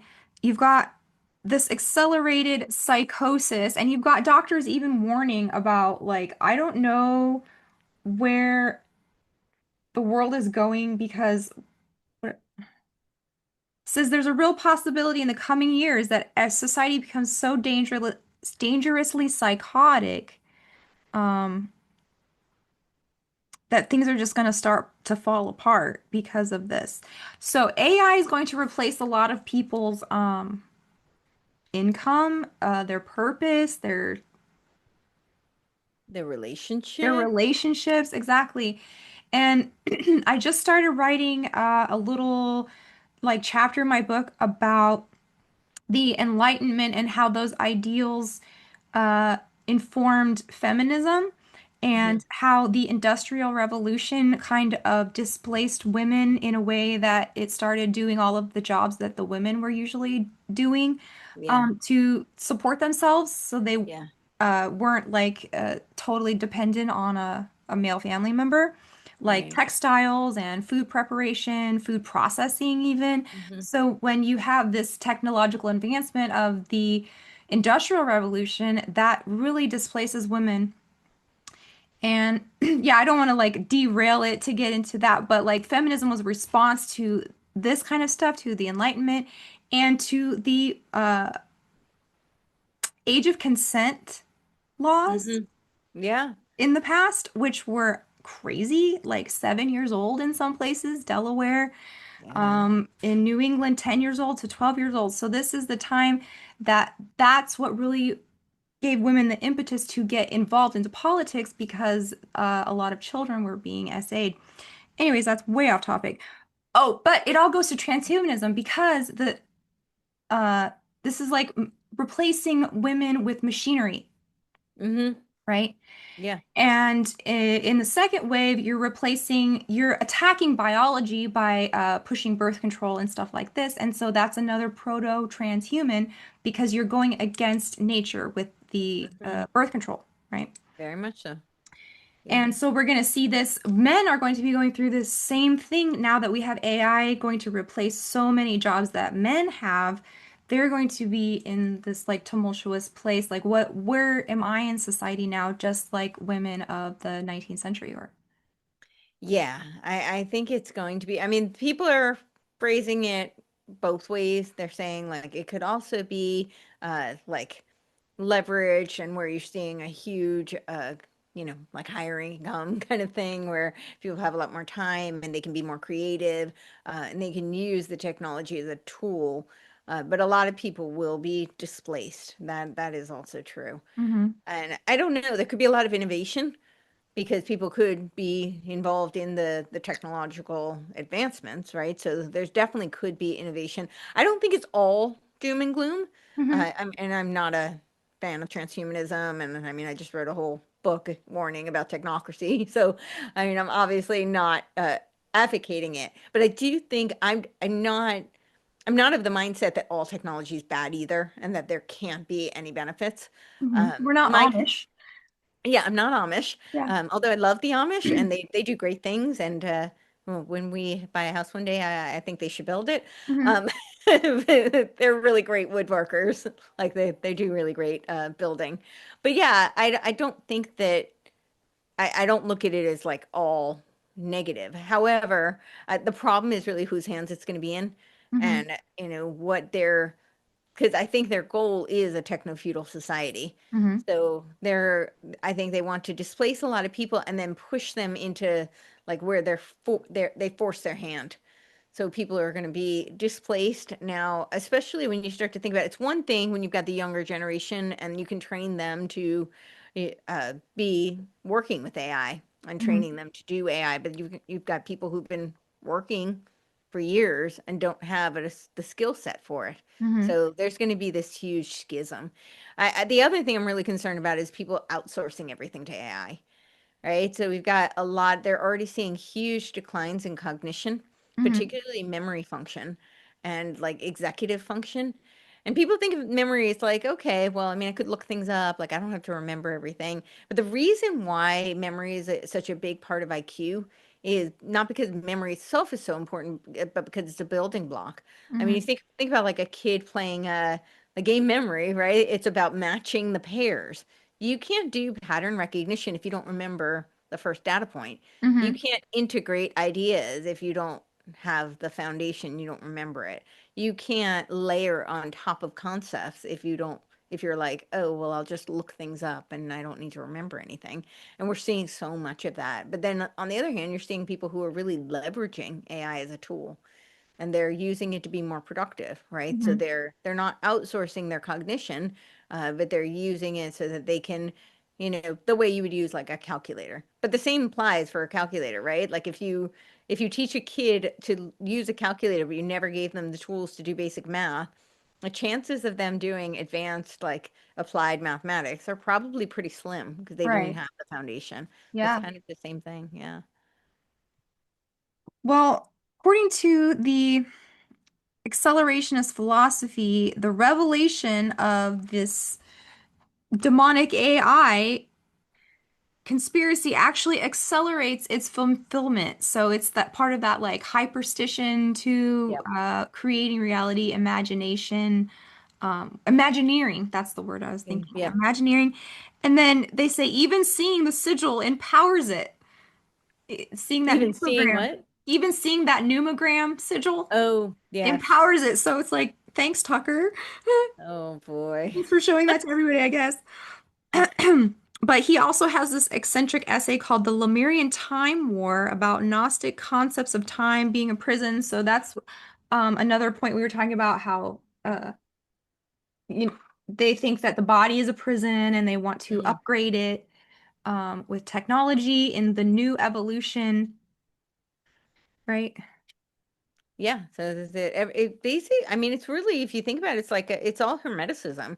It's Yeah. the principle of all is the mind, right? That's the first principle of Hermeticism, mentalism, and then it's kind of this alchemical, right? We're going to merge whatever organic material with this Yeah. synthetic, so we can become technoplastic beings. Yep. So let's just go over a couple if you have about 30 more minutes. Yeah, yeah, You good? I do. Okay. Whatever notes I put in here, and you can help me understand what I Okay, read. I'll try. Okay. And so yeah, this is like the grievances or the critique versus the solution. And that's really where we kind of disagree on these things. So Nick Land, he's an English philosopher. He started this influence of the Dark Enlightenment in the late 2000s. This book might as well be Curtis Curtis. Yarvin's articles because like much of this text is just copy pasted from his blog. Yep. But like I said, these are the influencers of Peter Thiel and JD Vance who are very embedded in the government right now. So this came out in 2012. Yes. So not that soon. It's been around. And that's what made me think that maybe a lot of these people are actually, uh, closet accelerationists because they are purporting the race war and the gender war and the um, ideological war and the generation war. I don't know if Oh you're yeah, yeah. There is the generation, the boomers versus the versus millennials versus zoomers, Gen and X. Yeah, versus Gen yeah, Z. So. yeah. Well, they're definitely trying to foment all of these warring factions, and of course, they're going to solve the problem because they're going to have their reboot is going to Yeah, solve. yeah. Yeah. The Great Reboot, Great Yes. Reset. It's back in the back, but okay. So, Dark Enlightenment. They think the Enlightenment was a failed experiment.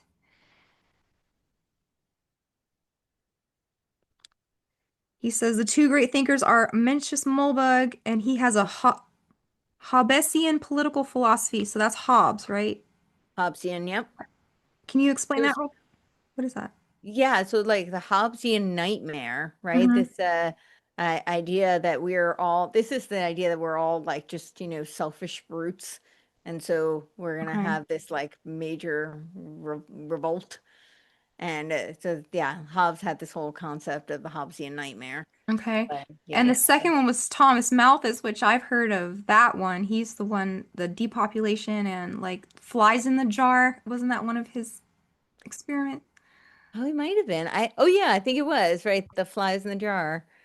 I actually don't know for sure, but I mean, I know his concept. I mean, this is what the whole Club of Rome is predicated on, that there's limited resources, and Hmm. so we're all going to be competing. And Thiel talks about this too, the zero sum games, right? That we're always competing. So Peter Thiel, he has like a bunch of rules, and one of his rules is that we should not have any competition. Like competition is only for losers. So Hmm. he believes in monopolies. Like you only enter if you're going to have complete control. Mm. Um, but yeah, so it's this idea that we have limited resources, and so we're all going to be competing for it. And this is why they believe in depopulation because there aren't enough people to sustain, with Hmm. our resources, Hmm. which is a lie. I mean, they've proven that it's a lie.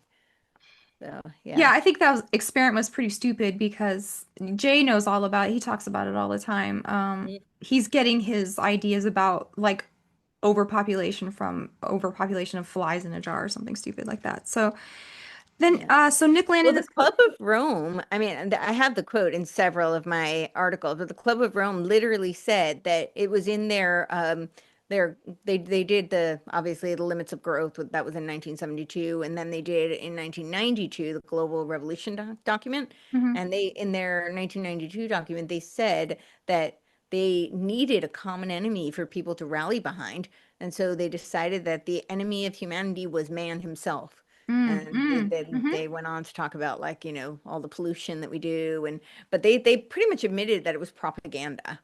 So, um yeah, so Hobbes actually influenced Rousseau, Locke and Rousseau. Okay.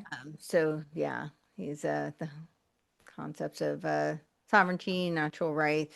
But yeah, the he was very much talks about like the good versus evil. But he's the one who has this concept that we're like these, selfish brutes, which that's not the nature of man, but that's what he's talking No. about. Which the technocrats would agree with, and that we Yes. deserve to be uh, herded like cattle and overlorded because everyone is stupider than them, right? Yeah. Oh yeah, yeah. For sure. And he actually says propaganda is predominantly selection. Nothing so crude as a lie is necessary to deviate massively from the truth. So you don't have to have a huge, like, big fish tail. You just have a couple little details, and then it puts the trajectory of truth off of its Yes. path, right? Yes. They talk about the cathedral, which is basically just like media and the state and public opinion, right? The woke, Hmm. when you can't come out in society and say the N-word and all of this other stuff, they feel very restricted by being polite sometimes.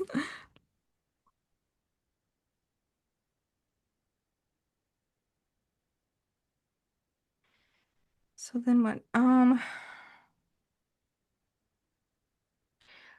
Help me understand this Okay. paragraph. The Dark Enlightenment, as a concrete contemporary cultural impulse, is defined by its rejection of this radically defective egalitarian universalist syllogism. What it perceives instead is an empirical and increasingly implausible egalitarian hypothesis, which has tended towards the preposterous as it has been substantialized. So start with the first part again, I because don't know, man. he repeats himself. So yeah, sorry, read it once more. Okay, so I'm not dumb. Huh? I'm not dumb.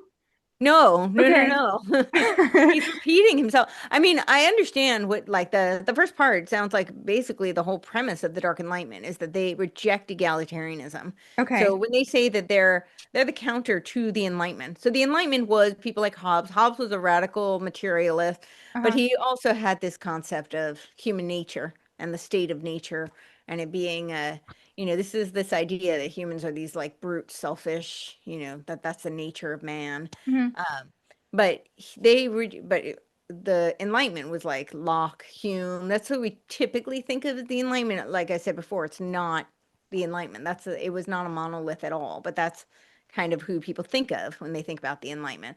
But they're Okay. saying they reject the concepts that I think are, you know, good concepts of the Enlightenment. This idea that, of egalitarianism, this idea of liberty. They're anti-liberty, fundamentally opposed. They want there to be a hierarchical system where there is essentially it's like a company. Right. So yeah, it's So he but says yeah. the basic proposal of neo-reaction is deliberate desensitization of the drama of race and its moral passion combined with a skeptical openness to and patience regarding scientifically honed evidence. This sounds like you remember when they were doing that like measuring skulls and stuff to see like if you're smart. Oh yeah, which they prove was like absolutely false, that they Yeah, have because zero scientific measure. people can have a little bit of brain matter and still have a whole brain. Like it doesn't work that way. Yeah. Yeah, it doesn't work that way at all. Yeah. Size of the brain has no correlation. But he says that neo-reaction coincides with the expectation that democracy will die messily Hmm. as the Yeah. popular degeneration of the liberal social order proceeds. Yeah. So they're essentially saying that democracy is doomed to fail and Hmm. it's going to be like this massive apocalyptic kind of a state. So they're going to, they want to, the accelerationists want to push it to the nth degree. Nick Land's an accelerationist, but he wants to use technology to do it.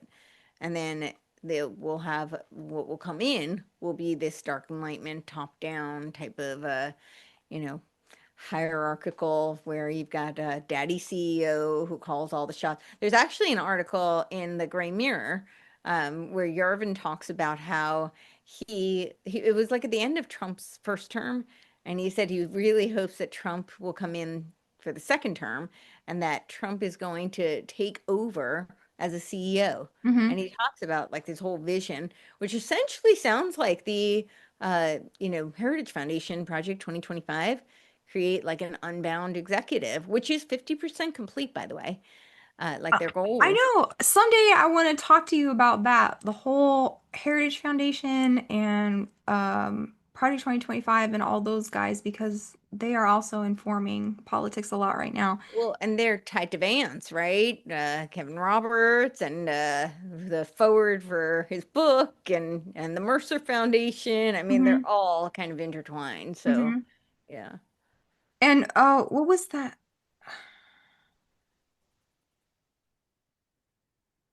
Not Milner. I'll think of it in a second. So Okay. he said in 2017, he said the alt-right is the Frankenstein monster progressivism has built, and this is what's going to be the key to the accelerationism is the alt-right. We're seeing it. I mean, we're totally seeing it, right? That whole alt-right movement is what's merging with these Theo bros, the tech bros, the Christian nationalists, right? The movement. I mean, it's that whole alt-right movement. That was seeded, what was it, like 2016? Hmm. Yeah. And they're the same ones who were the anti-feminists, right? Hmm. Yeah.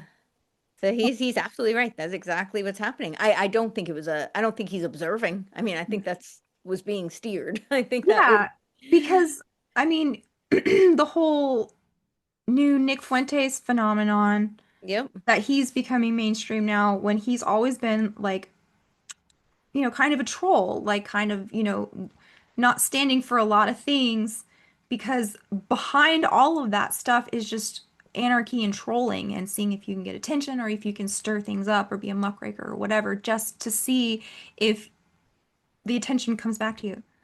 Yeah, well, and it's so funny because like somebody he's Gen Z, but he was sending me this video. He thought that it was recent of Ben Shapiro like in a like argument with Nick Fuentes and like calling him out. It was Nick Fuentes trying to call out Ben Shapiro, Hmm. and I was like, that was years ago. It was at CPAC. I was there.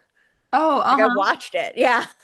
Like yeah. And he was like, "Oh, they've been at this for a long time." Like I thought this was like a few weeks ago. I'm like, "No." It's Well, like I think a years lot ago. of these influencers or Frankenstein monsters just set up from these think tanks to be agents of chaos, Yes, that's exactly right. right? Yeah. Don't get Agents of Chaos. married, women are evil, uh, the whole chestnut Yeah. of the red pill. But so he actually critiques elections in the first chapter. Hmm. And I would agree with this that, you can be bribed, you can be lobbied, you can be Hmm. bought. Like Sure. this system has a lot of corruption in it already. Mhm. Um, so he says, since winning elections is overwhelmingly a matter of vote buying, and society's informational organs are no more resistant to bribery than the electorate, a thrifty politician is simply an incompetent politician. And the democratic variant of Darwinism quickly eliminates such misfits from the gene pool. So to play the game, you can't be altruistic and have integrity. You're not going to get in the game. Right. Right? I think that's true. I would say I don't think that's as true locally, which Uh-huh. is why I really do Oh, encourage good people point. to get engaged locally. Hmm. And we saw it. We've seen it recently. Like we saw it in 2020 when all the mama bears learned what their kids were being taught because it was on Zoom, and Mm-hmm. they were horrified, and they went to the school boards, and they made a difference. I mean, we saw that firsthand. We've seen this with like farmers in local, locally more than anything. Mm-hmm. So I really encourage people. It's not sexy, right? People want to do like the federal election. That's when they get all like motivated and like, oh, we're gonna Our make such a team. difference. Yeah, exactly. It becomes like football Yeah. and they get very excited. But locally is where you can actually do something. It requires more effort and requires more uh, participation, but that's actual self-governance. So, Mm-hmm. and then it's where you have a direct impact too. So you would think people want to get involved in that. I mean, it's not, you're not going to get involved in every aspect of your local politics, but things that you might be passionate about. I mean, if you're a parent and you're concerned about education, that might be something. If you're a farmer, you're Yeah. concerned about, all this, like smart commodity projects that are using AI and like data mining you and controlling what you can and can't do. Mm-hmm. Maybe you want to fight against that. Maybe the currency stuff, like even locally, like you could create a whole pocket, a region where you say like there is no AI monetary system, right? That Mm-hmm. rules out any of the like we're maintaining that, or just a simple bill that says that cash will always be legal tender. And I mean, that sounds like a small, like a thing you don't think about. Like, why would we need that? But we're getting to a point where they're laying the groundwork for a complete regulatory infrastructure that is based on they ban this central bank digital currency, but it's all these like, it's basically Congress-backed digital currencies. And that they can have a lot of control with that. So maybe you want to push back against some of that, or just have another option. Like we can Mm-hmm. still use cash. I mean, these are just some examples, but these are things where you could create like we saw Chaz, which is the opposite of that, right, in the 2020, but we Mm-hmm. can do the opposite and create some sort of sanctuary zones where you have some protection for the things you want and you care about. I do, yeah, I do believe in goodness of people. Because here he's saying that the two he makes no qualms about the goodness of man like in the classical enlightenment. He's saying that they are corrupt and that they are just basically appetites. That's Hobbesian. That's Yeah. a yeah, yeah, So you're just a belly, yeah. basically, that The is useless eaters. right. Yeah.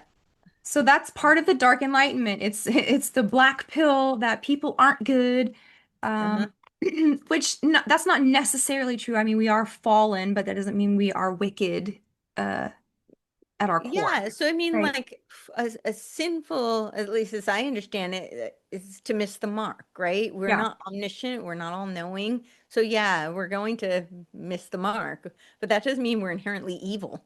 I think right. there is an inherent goodness. I think that's actually what free will is predicated on. It's because it's a vehicle for virtue and morality. And Hmm. if we weren't rational beings who were wired for goodness and morality, I don't think we would have been given this gift of free will. Right. Yeah. So he's thinking all of this is going towards a kind of zombie apocalypse, which he Yep. uses those words. Yes. Um, and even Winston Churchill, he says, remarked in a neo-reactionary style that the best argument against democracy is a 5-minute conversation with the average voter. Now, this is so funny because we just had an election. Uh-huh. And I agree with that. Like if you did one of those man on the street interviews where you're showing how stupid everybody is, Uh-huh. and all you would have to do is ask them like, name two branches of government. They couldn't do it. What does the Constitution start with? They couldn't like they any My dad loved that when Lennon would yeah, with Jay Leno would go out and like ask everybody and like nobody can answer. Yeah. Yeah, so it's not just about women. It's like men. No. I bet you 99% of men would fail a elementary school civics quiz. Of course. But I think that's so instead of blaming everybody for being stupid Uh-huh. and that they're inherently failing, it's because we have not been taught, right? And I think that's by design. They don't want, so this whole idea that there's this failure of the experiment of self-governance and, a republic if you can keep it. Hmm. Well, our founders actually said that education was incredibly important, but it wasn't education so that we would know like random facts and be able to do fancy math, which is great. I'm not saying that that's not a good thing, but if that wasn't the point. The point was because it was only valid for moral people, Mhm. which required a metaphysical education. When people talk about how like religion has been taken out of school, I would argue it hasn't. It's been inverted, right? So it's very much like I use little g Gnosticism, like kind of like as an umbrella. But Mhm. I think that's very much what they teach in the school. It's inculcated, whether it's not overtly taught, but it's inculcated. I mean, that's what social emotional learning is. So I don't think religion's taken out of school, but what has been taken out is metaphysics. And so without that, you don't have any concept of what free will is. Mhm. And if you don't have any concept of that, then you Mhm. have no concept of how to be a moral human and what it means to be human. That's so true. And that's why I liked Jay's philosophy course so much Hmm. Yeah. because it was about like, why do we learn? What is the purpose of education and the trivium and the quadrivium and the building blocks of like even how to learn is Hmm. what you're Yeah. talking about, right? Yeah, exactly. That's exactly. But it's also this idea of like what it means to be human, right? The Hmm. metaphysics, the ontology. Hmm. And if you have that, you have an understanding of like you have an understanding of morality. And that is what's needed for as a foundation for civics. So, I mean, civics isn't just a bunch of facts about like, when you vote and like, yeah. Hmm. So they say the state can't be eliminated, and this is Curtis Yarvin, who was still going by Moldbug at the time. He says at least it can be cured of democracy. And the way to do that is to formalize it. This is an approach he calls neo-cameralism. Yeah. So the neocameralism is essentially just this like corporate kind of Sovcorp. Okay. So his whole theory is that we've got the cathedral. So Hmm. the cathedral is essentially like, all these institutions, like the academic institutions, the media. He argues that they've all been captured and they've all been captured by the left. And which, I Your don't really argue. I mean, woke that's kind of, mind virus. yes, exactly. Yeah. And I mean, I don't really argue with that. Which you can That's be kind of, conservative and have a woke mind virus also. So oh, you can for sure. Yeah, well, I mean, it's really just Marxism. Doesn't really matter which yeah. side you choose, That is so true. I should show you my game I made that we played with Donut on the show. It was like the woke grievance generator, and I wrote down a bunch of like identities and goals and obstacles, and when you mix them all up, they all kind of make the same. Uh, they make sense. oh, that's hilarious. That's Yeah. great. Yeah, I mean, the whole term woke is dialectic. Like Yeah. it's a dialectical term. I really just I don't like it at all. I think a really great way to think about that is to think about the intellectual dark web, Hmm. which I'm like convinced was an intelligence operation, to be really honest. But if you think about it, like all of them, except for maybe like Rubin and Shapiro, and I don't really think they're not conservatives, but they could be considered right wing. I mean, I would argue they're kind of like neocon, not, and Rubin's just like a liberal, but I wouldn't even really put him on right wing. But the rest of them are not. Like they're not at all. They are on the left. And you even today, when you look up intellectual dark web, it says they're like an alt-right like group. But basically they were just arguing that a man's a man, a woman's a woman, Hmm.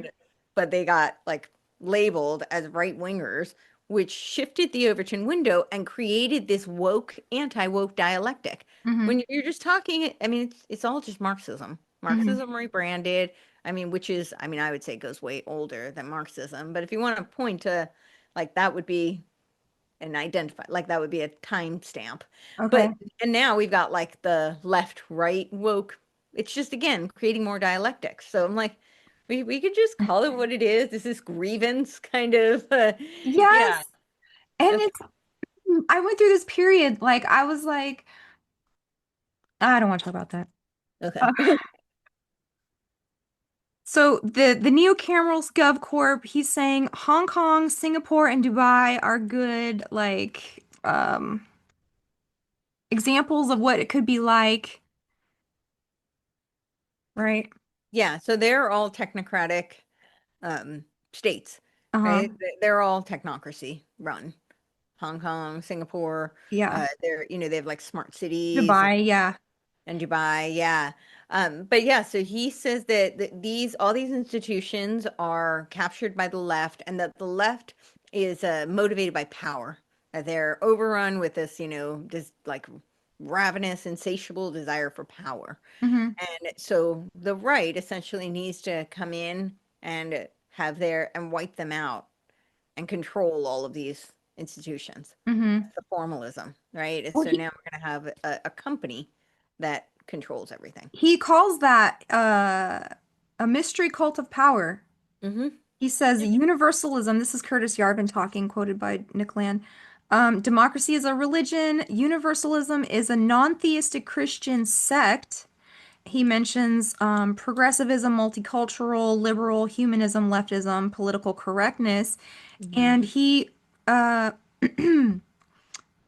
talks about the branch of Christianity on the Calvinist line evolving from the English dissenter or Puritan tradition through the Unitarian, Transcendentalist, and progressive movements. Hmm. Yeah, the transcendentalists are actually kind of like the forerunners to the Fabians. Okay. Yeah, they were the transcendentalist. That's like Thoreau and Emerson, right? But they inspired the Fellowship of the New Life, Mm-hmm. which was like a very weird kind of theosophical organization that was started by Lovelock, who is a sexologist, and that was the splinter grew from that is what started the Fabian Society. Hmm. Yeah. Okay. Well, isn't that interesting that he brings up the Calvinist here because that's what Doug Wilson and the CR, what is it? The Reformed CC, churches? this, yeah, the CREC, I believe. Yeah, Yeah. So yeah, they are Calvinists, yeah. right? Mhm. He says basically the Reformation itself. Which is also weird because like Teal keeps critiquing Calvinism, Uh-huh. but I've noticed there's this trend to just like critique anything you don't like as Calvinism. This doesn't really make sense, like because a lot of what he's advocating is very similar to what the CREC is advocating. Well, But he's saying, well, they're Calvinists, yeah. and they have a very low opinion of women too, and the way that Oh, they I, treat I know them. they're a thing that people come out of, and yeah, they're utilities. Yes. Yes. Here's he talks about a Lovecraft character, Curtis Yarvin. He says it's basically the Reformation itself, and just walking up to it and denouncing it as evil is about as likely to work as suing Shub-Niggurath in small claims court. So Shub-Niggurath is one of the old ones of the Lovecraft lore. Right. Yeah, So, they use a lot of these like science. That's like the hobbits. He mhm. talks about those too, and the dark elves, and yeah. So according to them, democracy is going to lead to a zombie apocalypse. Um, Well, historically, it has led to mob rule. So I mean, yeah, well, I mean, I'm not pro super democracy either, like you yeah, said, because politicians can be bought, entire people groups can be deceived and voting in only their best interest and not everyone's sure, best interest.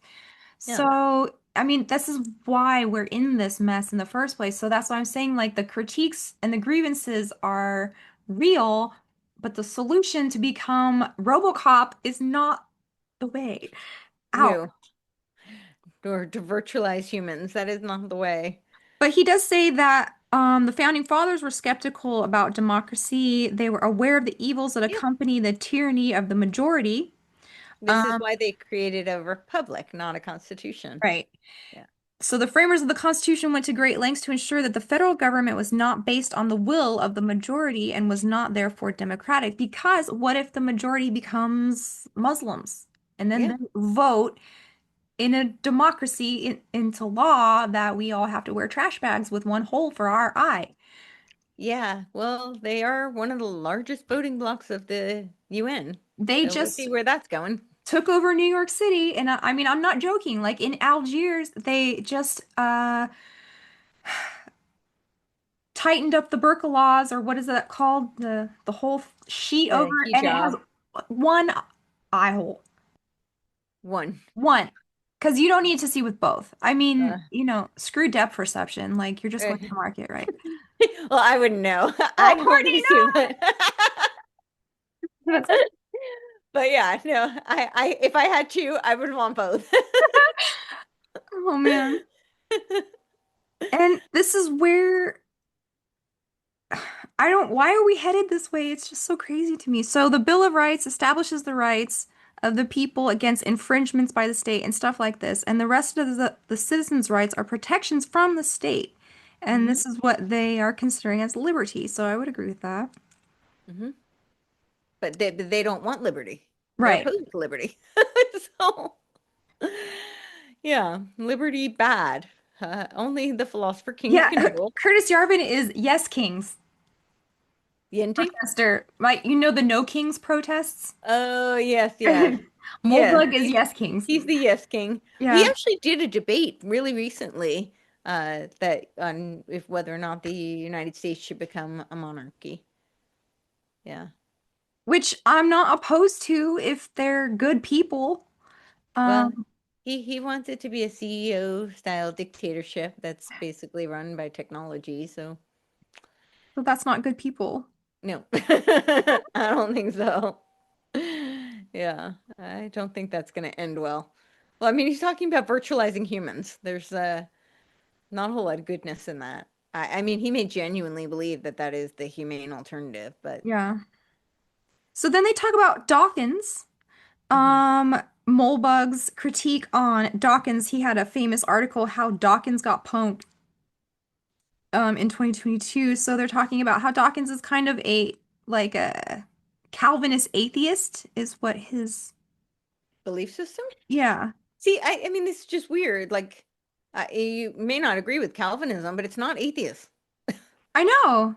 So it's and they've like slapped this label Calvinism on things that they don't like. I don't know. It's weird.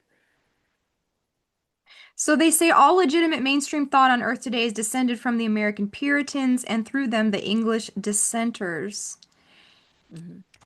Well, it's very strange that this is where their critique is because, I mean, they've adopted so much of this. I mean, yeah, through the Puritans, we got a lot of this, like downstream, the St. Louis Hegelians, and it was and Swedenborg kind of philosophy.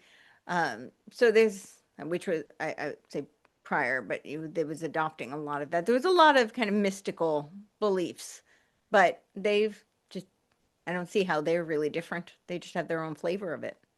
He says Dawkins inherited tradition of a low church ultra Protestant and replaced God with man as the locus of spiritual investment. And man has been in the process of Darwinian research disillusion for 150 years. And this is the page I wrote, Seven Mountain Mandate, Hmm. Christian Nationalism, and New Apostolic Reformation. That's the NAR, Yeah, right? yeah. I just find his critique so interesting because his solutions are very much aligned. I mean, not the being opposed to democracy stuff, but Yeah. But then he gets into like race realism yeah. and critiques on race. He says the highest But places, I just want to interject there because what I'm saying is like he's critiquing Darwinism, right? But mhm. his theory of hyper racism is just like a new iteration of Darwinism. I know, because he says the places in the hierarchy of civilization, the high places, will assuredly not be within reach of our dusky cousins. Yeah. It's a post-human world. So, But it's funny because Darwin is racist. yeah, Uh, the original title of the book is On the Origin of Species by Means of Natural Selection or the Preservation of Favored Races in the yeah, Struggle of Life, yeah, yeah. right? And this is what came before the discovery of DNA. So, I mean, it's not really even a theory, it's just more like a hypothesis because, It was a hypothesis, and it was purely eugenic and very much predicated on Malthusianism. And he was related to Sir Galton, hmm uh, who was a eugenicist. I mean, they were all Thomas Henry Huxley was his known as his bulldog, right? Who grandsons were Julian and Aldous Huxley. Hmm. And H.G. Wells actually taught them, which is interesting. Hmm. But Julian Huxley wrote the whole beginning of like the mission statement for UNESCO, which literally is about eugenics. Yeah. So yeah, I mean it's all predicated on eugenics. But what's weird is he's saying he opposes Darwinism, but what he's advocating is literally just the same rebranded Darwinism. Hmm. And he really wants to get into this the the question of racism. He says to question the status of racism as the supreme and defining social sin is to court universal condemnation from social elites and to arouse suspicions of thought crimes that range from pro-slavery apologetics to genocide fantasies. So he's saying we can't really talk about the differences of race and like um, what that means for equality and stuff like that without becoming a pariah from the woke cathedral, Hmm. right? Yeah. Yeah, I like the way you phrased that. Yeah, pariah from the woke cathedral. Yep. They really want to use that N word so bad, don't they? They I do. love it. You'll get you on Tim Pool if you say it. Yeah, there you go. Anyway, so they're talking about twin topics of naturalistic evolution and Abrahamic religion. Hmm. Is this boring you, Courtney? No. Okay, good. Mm. We're over time, but I still want to like get to No, the no, end you're because good. it's all about the great reboot. Yes. So now they're talking about Zeitgeist and Hegel and an egalitarian moral ideal hardened into a universal axiom or increasingly incontestable dogma completes modernity's supreme historical irony by making tolerance the iron criterion for the limits of cultural toleration. So here he's saying we have to tolerate everything. Yeah. He So doesn't this like is that, right? Yeah, so this is see, this is again, I feel like this kind of lie about the Enlightenment, Uh-huh. right? If you start to make it this monolith where it's like, okay, this is all this just they're conflating libertine and liberalism, and not all of the Enlightenment was like liberalism either, Mm-hmm. right? So it's a this idea that yeah, I get what they're saying that because this narrative is becoming very, very popular right now. Mm-hmm. Mm-hmm. It's not just influencing Washington, D.C., which it is quite a bit. They're going to the other extreme where there's no tolerance for anything. Mm-hmm. That's where they're headed. But you're seeing it definitely in a lot of the like influencer circuit. And it's just not really accurate. That they weren't like, oh, we have to just tolerate everything.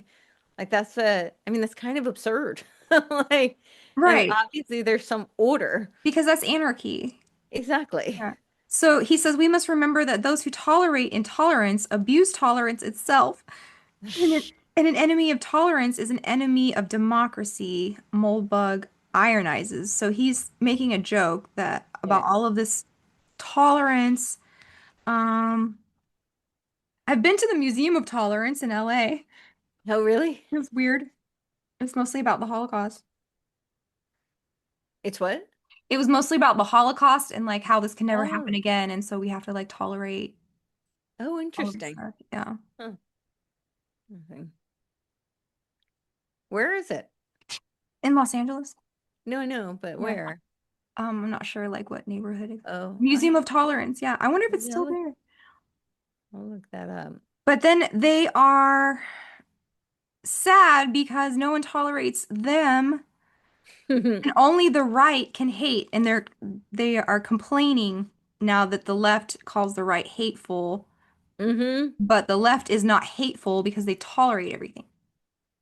Right, right. Mm. They're but this is like what we're seeing out of people like Christopher Rufo, right? It's Uh-huh. we should just use their tactics against them. Essentially saying Rufo was saying that Antonio Gramsci is like now his favorite philosopher, and that Mm-hmm. we basically just need to use the long march through the institutions against the left. So the right needs to capture all of it. Mm-hmm. He talks about welfare in a roundabout way because he says, because grievance status is awarded as political compensation for economic incompetence, Hmm. it constructs an automatic cultural mechanism that advocates for dysfunction. So he's saying, welfare queens. Like if you Hmm. always just give them money, they'll never get a job. Right. Um, the lower one's situation or status, the more compelling is one's claim upon society, the purer and nobler one's cause.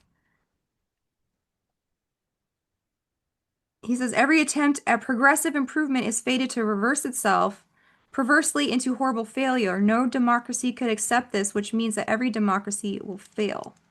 Hmm. Well, yeah, I mean, I think democracy does fail, but it's the the concept of democracy from the principle of egalitarianism is Hmm. what they're really objecting to. Yeah. So, yeah. Then he talks about Social Security. Oh, and he thinks that the birth rates of Europe went down because of good Social Security. I Which don't know. is so weird. I don't know how that tracks. He says he thinks people in Europe stopped having so many children because they would be taken care of by the government in their old age. I'm like, I don't know if that really factors in, but okay. I guess because the idea was that you had children so that there would be somebody to take care of you when you Mm, got old. And so yeah, he's but saying the government has replaced the children. that was his I'm just idea. thinking, yeah, reaching, I don't know. Yeah. He talks about the state as a mystery cult because it displaces the theistic traditions by replacing metaphysical superstitions with philosophical mysteries such as humanity, progress, equality, democracy, justice, environment, community, peace, etc. That's kind of true. Hmm. Um, but yeah, because all these words are just like, what do you call them? Buzzwords, Yeah, yeah, right? yeah. Progress. Remember Obama and his posters? Change. Hope and change. Hope and change. Thanks. Yeah. Talk about Yeah. pocket change because that's what we got. Yeah. Hope and change. Yeah. Yeah. And so it's funny, like as we go through this, that this is why people buy into the transhumanism because they agree with the grievance. It's kind of like Mein Kampf or something like that, like I Yeah. get where you're coming from, Right. but you don't kill everybody, like, That's and not the become a solution. theosophist. Yes. Well, I mean, that's when I laid out in the Phoenix Conspiracy the dialectic. That was my big concern because it was like, okay, they did like this big bait and switch to get people into this dark enlightenment. And but the thing about it is it's very dark and it's very in your face. So Hmm. I think people are going to reject it. But then this whole like, you know, game B and like which is very aligned actually with Yuval Noah Harari, World Economic Forum. It's all about the 17 Sustainable Development Goals. They have a bit of splinter within them. Hmm. So, and I think that's just to capture the broader audience because you've got some in there who are more libertarians and more right-leaning. But ultimately, it has the illusion of being not much more opt-in, right? Like you're Hmm. gonna opt into your own tyranny. And that's just it. Yeah, but what they did with their, if you read their like their manifestos, they all the critiques are pretty, I wouldn't agree with all of it, but I think the foundation is faulty. Hmm. But like the particulars I think are pretty accurate. You can think about it that way. Yeah. Yeah. So he gives couple examples of regimes, communist tyranny, that would be like North Korea, Cuba, authoritarian capitalism, that would be like US, and then social democracy, that would be like the EU. All of these things they think are just basically going to end up in zombie apocalypse. And then they start to diverge. So, land is more radically and technologically deterministic. Yarvin advocates for more traditional hierarchical government structures, Yeah. Yeah. right? And then he talks about how the Republicans have become the white party. Now, most of the inner part of this book is about race and Yeah. like, I don't Which know. is why that whole 2016, I mean, that time period really did pave the way for this, right? Mhm. That's what it was all about. Well, think of it, I mean, Obama really kind of ignited the whole race question in Yeah. America because before that we were all cool. But and then if you didn't want to vote for Obama, then you were a racist. So that kind of Yep. kick-started that whole Yeah. thing. Yeah, that was the whole purpose. Even though he was half white, but nobody talked about that. I mean, his Or mom's from like, Indonesia or from Hawaii or from Kenya or from wherever. Like, come on, guys. yeah. Yeah, the birther question. We're not going to do that again. So now what are we talking about? The unmasking of the modern liberal intellectual or open-minded media truth teller as a pale, fervent, narrowly doctrinaire Puritan, recognizably descended from the species of witch-burning zealots, is reliably and irresistibly entertaining. So yeah, he's saying that woke left is Mm-hmm. also a kind of a witch-burning vibe because Yeah. they're always out for people Yeah. that aren't woke, Yeah. right? Yeah. Let's see. Oh, then he talks about white identity politics, Mm-hmm. um, white nationalism, and why do we always end up going towards like fascist or like race purity? Mm-hmm. He says it's extremely convenient when constructing ever more nakedly corporatist or third position structures of state-directed pseudo-capitalism to be able to divert attention to angry expressions of white racial paranoia, especially when these are ornamented by clumsily modified Nazi insignia, horn helmets, slogans, Mein Kampf, etc. So this is like your groypers, Yep. right? And they look silly and like no one's gonna take them seriously because haha, they just started joking about being Nazis, but they're actually like now in the mainstream and now they think that they can bargain with JD Vance. Have you Uh, seen that? no, they're Oh, bargaining with. like they have demands and they will withhold their voting block as a thing. Oh, okay. Interesting. Which is just so weird because JD Vance is kind of aligned with them. That's what I mean. That it doesn't make sense and they're just trolling, Yeah. right? They say the prospective annihilation of the white race is attributed to its own systematic vulnerability, whether due to characteristic cultural traits like excessive altruism, susceptibility to moral manipulation, excessive hospitality, trust, universal reciprocity, blah, blah, blah. So they're saying white empathy is going to be the end of whiteness. Well, yeah. Like you're what is it? You're the white guilt and the Yes. yeah. But they're also critiquing the idea that whiteness is like a purity that can be ruined with mixture, right? That's Oh, the whole Hitlerian. yes. The purebreds. Yeah. He Uh says, how come we always turn into neo-Nazis? It's some kind of conspiracy, which means it has to be the Jews. So he's making fun of this anti-Semitism here. He says, since the mid-20th century, the political intensity of the globalized world has streamed among exclusively out of the cratered ash pile of the Third Reich. Until you get the pattern, it seems mysterious that there's no getting away from it. so how do they reconcile the purebreds with the like technoplastic being? Well, now here, Yarvin considers the danger of white nationalism to be both over and understated. Mm-hmm. On the one hand, the menace is simply ridiculous and merely reflects Neo-Puritan spiritual dogma in its most hysterically oppressive and stubbornly mindless form. Mm-hmm. And then, I feel like they're just kind of they critique themselves yes, while they're marching forward, right? It's yeah, almost it's not just gaslighting. It's really like a decoy tactic.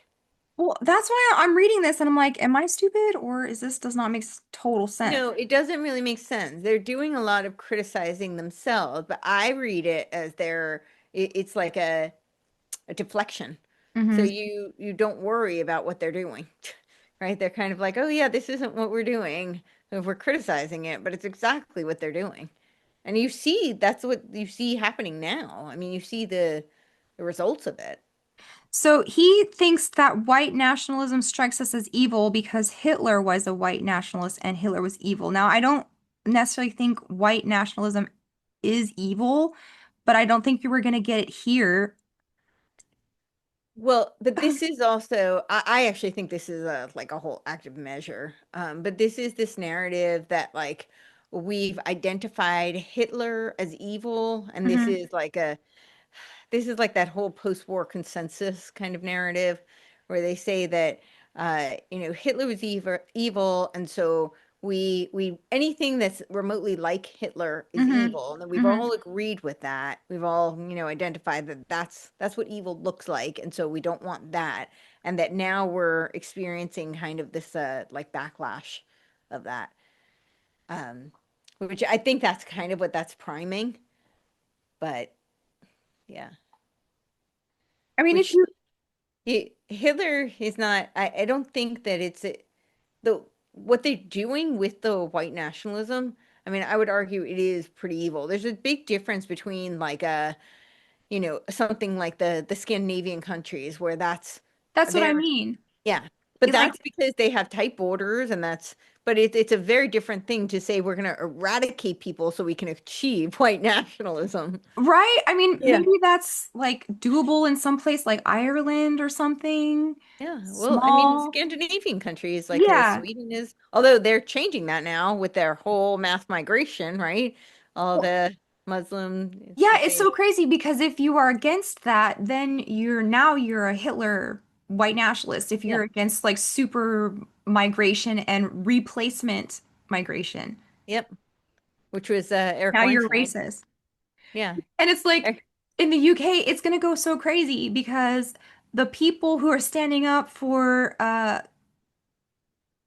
or against immigration are like Tommy Robinson, the boxer, who Yeah. allegedly rapist, allegedly.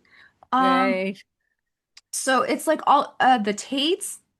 Yep. So these are the heroes against replacement migration. It's just like, what? Okay. Yeah. But Eric Weinstein wrote that.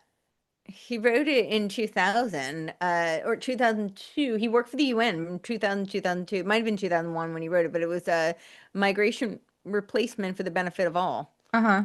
And then the UN ran with it. And that's what we're seeing. Yeah. Okay, so let's just skip all the race stuff because I think it's getting late. It's already been Yeah. 2 hours. I don't want to keep Courtney up all night.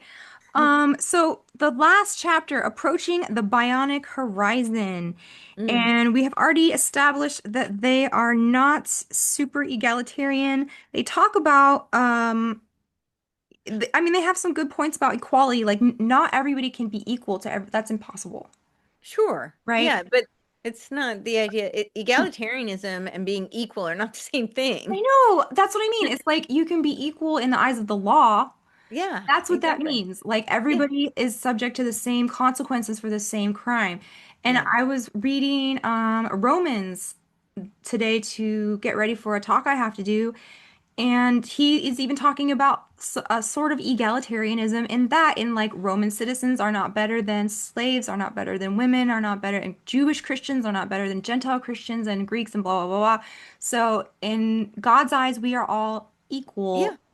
on Judgment Well, Day. and that's the whole concept when I was talking about the Declaration of Independence, right? It's this concept that we are all equal under the eyes of God. The Hmm. Constitution was supposed to now take that into a legal document and say we are all equal under the law. But the concept comes from the notion that we are all equal under the eyes of God. Right. Yeah. So what was I going to say about that? Oh, so he contrasts like nature and nurture.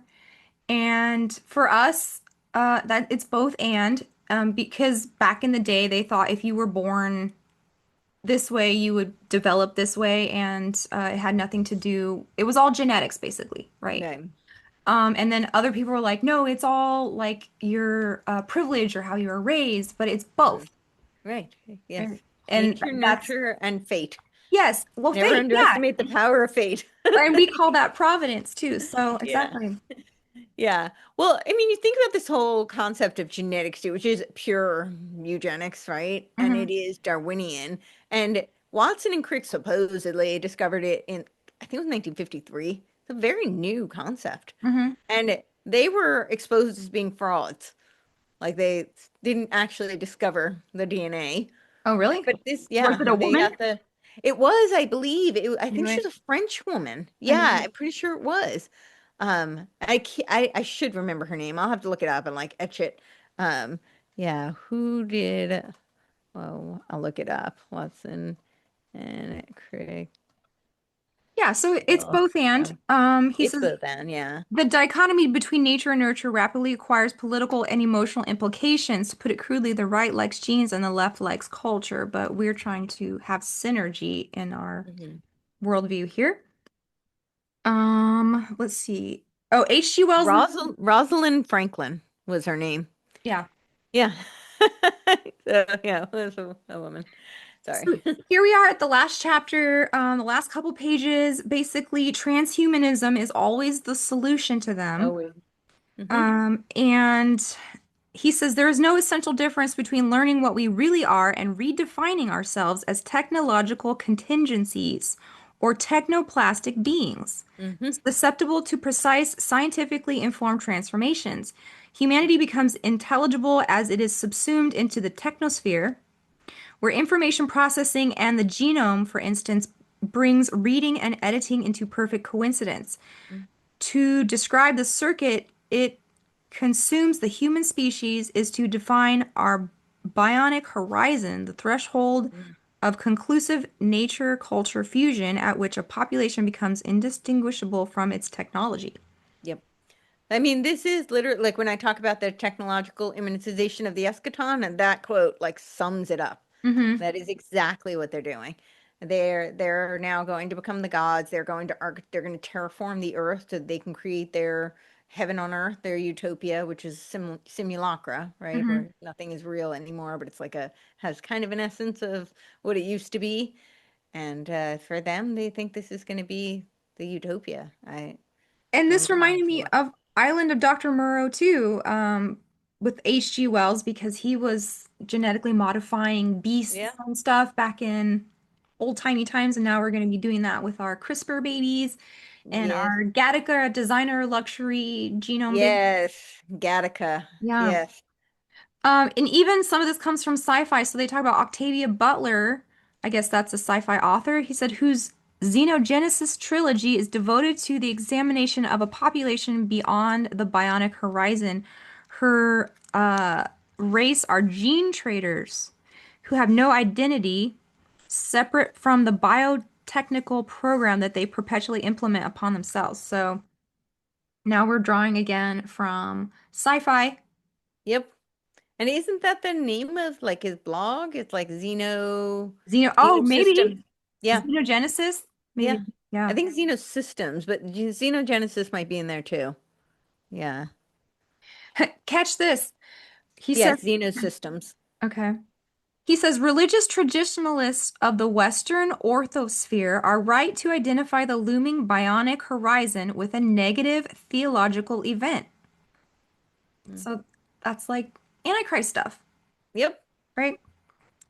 Techno-scientific auto-production specifically supplants the fixed and sacralized essence of man as a created being. Yeah. And so they are basically saying, we are God now. Yep. It's not merely an evolutionary event, but the threshold of a new evolutionary phase. So evolution isn't good enough for them because that's also a biological process that is informed by a mystical outsider. Yeah. So And now we're taking control of it. they're taking control. Well, this is reminds me of it. It's not It's why I say it's like these different flavors of the same thing. Hmm. But like the spiritual eugenicists, right? Like the cosmoerotic humanist, the Barbara Marx Hubbard, they talk about co-creation, and they say that they're not Darwinian because they say that but they really are. They're just spiritual eugenicists. But the part that they reject is natural selection because they say that breeds too much competition. They want, Hmm. we have to become the one. Uh, so yeah, so we can move into the age of Aquarius. But they're saying the same thing that they're using Darwin for to serve their purposes, but they eschew, the parts of it that they don't like. And they call this Homo autocatalyticus. Mm-hmm. Which sounds kind of like homo Erotic. amor. Yeah. Yeah, it's that's why I say it's just a different flavor of the same thing. One is a little bit more like where there's a top-down kind of control, and the other one is a little bit more of like a collective kind of oneness. But it reminds me a lot of like a left-hand path versus right-hand path Yeah. magic, Yeah. right? Yeah. Yeah. And we've been talking about the Kabbalah and all of the pneumogram, which I thought it was interesting is the little bubbles in the pneumogram, although the pairs add up to nine, Yes. Yeah. which is the most satanic number according Yeah. to occultists because nine The has, angle of the nine. Yeah. well, not only that, it has some interesting properties in mathematics where like uh it always reduces back to a cell, like 1 plus 8 is 9. How does that go? Well, it's also the threes, right? Hmm. The prime. Oh, 1 plus 8 is 9, but 9 times 9 is 81 or something like that. Oh, like 9 times whatever, and then you add the digits, it's going to equal 9. Oh.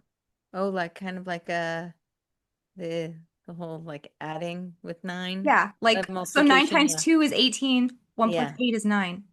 right. So Uh, they consider that a very satanic number because it's selfish. I don't know. That's just Church of Satan. Selfish? Yeah. Um, anyways, the last paragraph, they say reasoning that the majority of humankind will not voluntarily accept qualitative population management policies. Campbell points out that any attempt to raise the IQ of the whole human race would be tediously slow. He further points out that the general thrust of early eugenics was not so much species improvement as the prevention of decline. Mm-hmm. Campbell's eugenics therefore advocates the abandonment of Homo sapiens as a relic or a living fossil and the application of genetic technologies to intrude upon the genome, probably writing novel genes from scratch using DNA synthesizer. Such eugenics would be practiced by elite groups whose achievements would so quickly and radically outdistance the usual tempo of evolution that within 10 generations, the new group will have advanced beyond our current form to the same degree that we transcend apes. Oh, That's like wow. 2001 Space Odyssey stuff. Yeah, totally. Yeah, so in Kabbalah, apparently, the number nine is like the number of achievement. Uh-huh. It's a holy of accomplishment of holy will in numerology, and it embodies universal love, humanitarianism, spiritual awakening, and enlightenment, representing intellectual power, inventiveness, and harmony. And it's linked to the Holy Spirit's power and plentitude of talents. Well, that sounds like bonk because Alistair Alistair, no, I'm not saying that you, but Yeah, yeah. um Well, that's just in Kabbalah. I know It that's has how like they all explain sorts it of in there.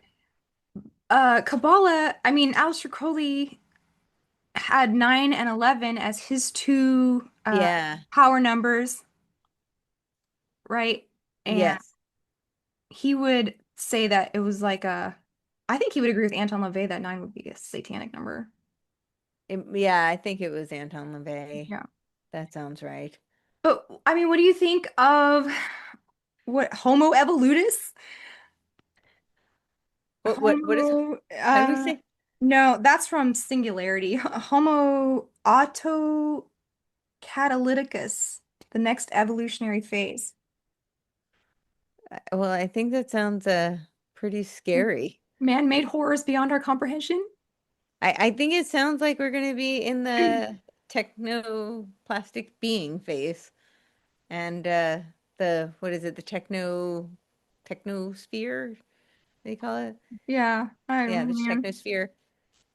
Well, Yeah, he talked about the technosphere like in terms of the economy too, mhm. revamping the economy in the technosphere, which I don't know. It looks like that's where we're headed. And I don't think they care about collateral damage in their pursuit of all of this stuff. No. Nana and Pop Pop are gonna have to give up their snap and tighten their belts a little bit because we need more AI Yes. governance. We have to deregulate AI. That's what the Operation Stargate is all about. That is what I wrote an article on this one too. The sandbox bill Hmm. that Ted Cruz put forth, which just bolsters the AI action plan, and it's just to give like deregulate everything. And Teal talks about this all the time too. He's like, well, I like to blame everything on regulation. So we just need to deregulate everything. Yeah, like people are dying of listeria now because of outbreaks of food poisoning and stuff because of all of like the deregulation of standards of things. So be careful. Yeah, they never regulate things when it would be helpful. I mean, all the regulation that I mean, not that Europe is like a model of what we should do, but their regulations on food are actually great. Like we have something like 3,200, I don't know, it's in the thousands of like endocrine disruptors that are allowed, that are FDA approved, and they Hmm. have like three. Yeah, I know. That's why we buy cheese from overseas. We never buy cheese from America. Yeah. Always Well, looking at the back, like, is it from Switzerland or somewhere else? I'm like, okay, great. Well, and here, if it unless it says specifically animal rennet, Hmm. it's like 90% or it might be higher than 90% now, but of the enzymes that they use for rennet in this country now are a Pfizer product. Ew. Okay. I know. Definitely no more American cheese for here. Yeah. Okay, Courtney. I mean, we could Yeah. talk all night. I always love having Yes. you on. You are a super Likewise. smart dame, and I love you so much. And tell us one more time the title of your book and where you can get it and what is coming up next, and then I will tell you guys what's up next for me. Okay, awesome. So the book is The Final Betrayal. It's a cautionary tale of how technocracy destroyed America. That's the title, the Uh-huh. full title, but you can just type in The Final Betrayal. Patrick Wood, I co-authored with him. And the best option, so we have three places where you can get the book. So it is on Amazon, and they've made it a little difficult, I hear, to find it. So you'll have to as you experienced in the beginning of the show. So you'll probably have to put in the full title and our names and you'll find it. But Okay. it's on Amazon. It's also Kindle is also available. And then if you are outside the US, books.by/Patrick Wood is the best option because you'll avoid a lot of the tariffs and the shipping fees. So Okay. that's a great option if you're outside the US. If you're buying more than one copy, go to technocracy.news and go to the store. And that would be you'll get a big discount for buying bulk orders. So Nice. you'll do that there. Christmas presents. But Christmas presents. Christmas present. Yeah. Yeah, it's a great stocking stuffer. A little dystopian, but Yeah. yeah. Um, Some little black pills here. Yeah, but Um, we do have like lots of suggestions at the end, and neither of us feel that we're not black pilled. We think there's okay. lots of hope in the world, and if there's good things to look forward to, we wouldn't be trying to warn people otherwise. There's no point in warning people if the apocalypse is coming, right? Right. You want to give them like we're just trying to warn you so that you can prepare and maybe do something about it. I mean, I really do feel people have some power locally. And you certainly have power over your own life. You have power over your family, Mm. right? So these are Hmm. things, especially like your children, how you raise them, and what you subject them to, what influences you let them see. So Hmm. maybe don't buy them the like Cheerio Grok plushie dolls. That might be a good idea. Maybe don't do that. But yeah. So, and you can find me at CourtenayTurner.com. I spell my name like Courtenay, CourtenayTurner.com. And I do have an article in the New American as well. So that's all on the Dark Enlightenment. Hmm. And so the most of this book was also about the Dark Enlightenment. So if you're interested in more of that, that's a great place to find it. And then I've got a couple of articles I'm in the works on. One is kind of it ties in some of what's going on with the post Charlie Kirk and Hmm. some things there. So Okay. yeah, that's on my Interesting. Substack. Yeah. Cool, cool, cool. Well, this is going to be the only show I do this month. You won't see me again until December because I am working on a live talk that we're going to be doing at our church on November 21st. A whole 3-day conference. It's Oh, going to be awesome. It's going to be about the ancient Roman Empire and all of the letters that Paul was writing to the different cities and what they were dealing with as far as like their culture, their local gods, their cults, other, armies, stuff like that. So the landscape of what life was like in about 60 AD during the New Testament. So it's going to be oh, fire. It's going to be really good. And all of the other speakers, we got Father Deacon Ananias, we got Kotel, we've got me and Jay Dyer, so it's going to be great. yeah. And I hope to see you guys there. And if not, I will see you back here in December with a show with Jay about Wicca. We've got one with Donut on the internet hate machine. We've got one with Ruckus in the books about robophobia, which I am definitely robophobic at this point. So, and oh, and Father Vladimir about what can women do in the world. Oh, We are oh, being told that we cannot do a lot of things, and I don't think that is actually correct. And I'm going to get an actual priest on here to back me up. And so stay tuned. And I also got another show called Feminist Derangement Syndrome in the works that's gonna shock you guys and maybe change your mind about some things a little bit. oh. And so look forward to that. And I love you guys and have a good night. Nate.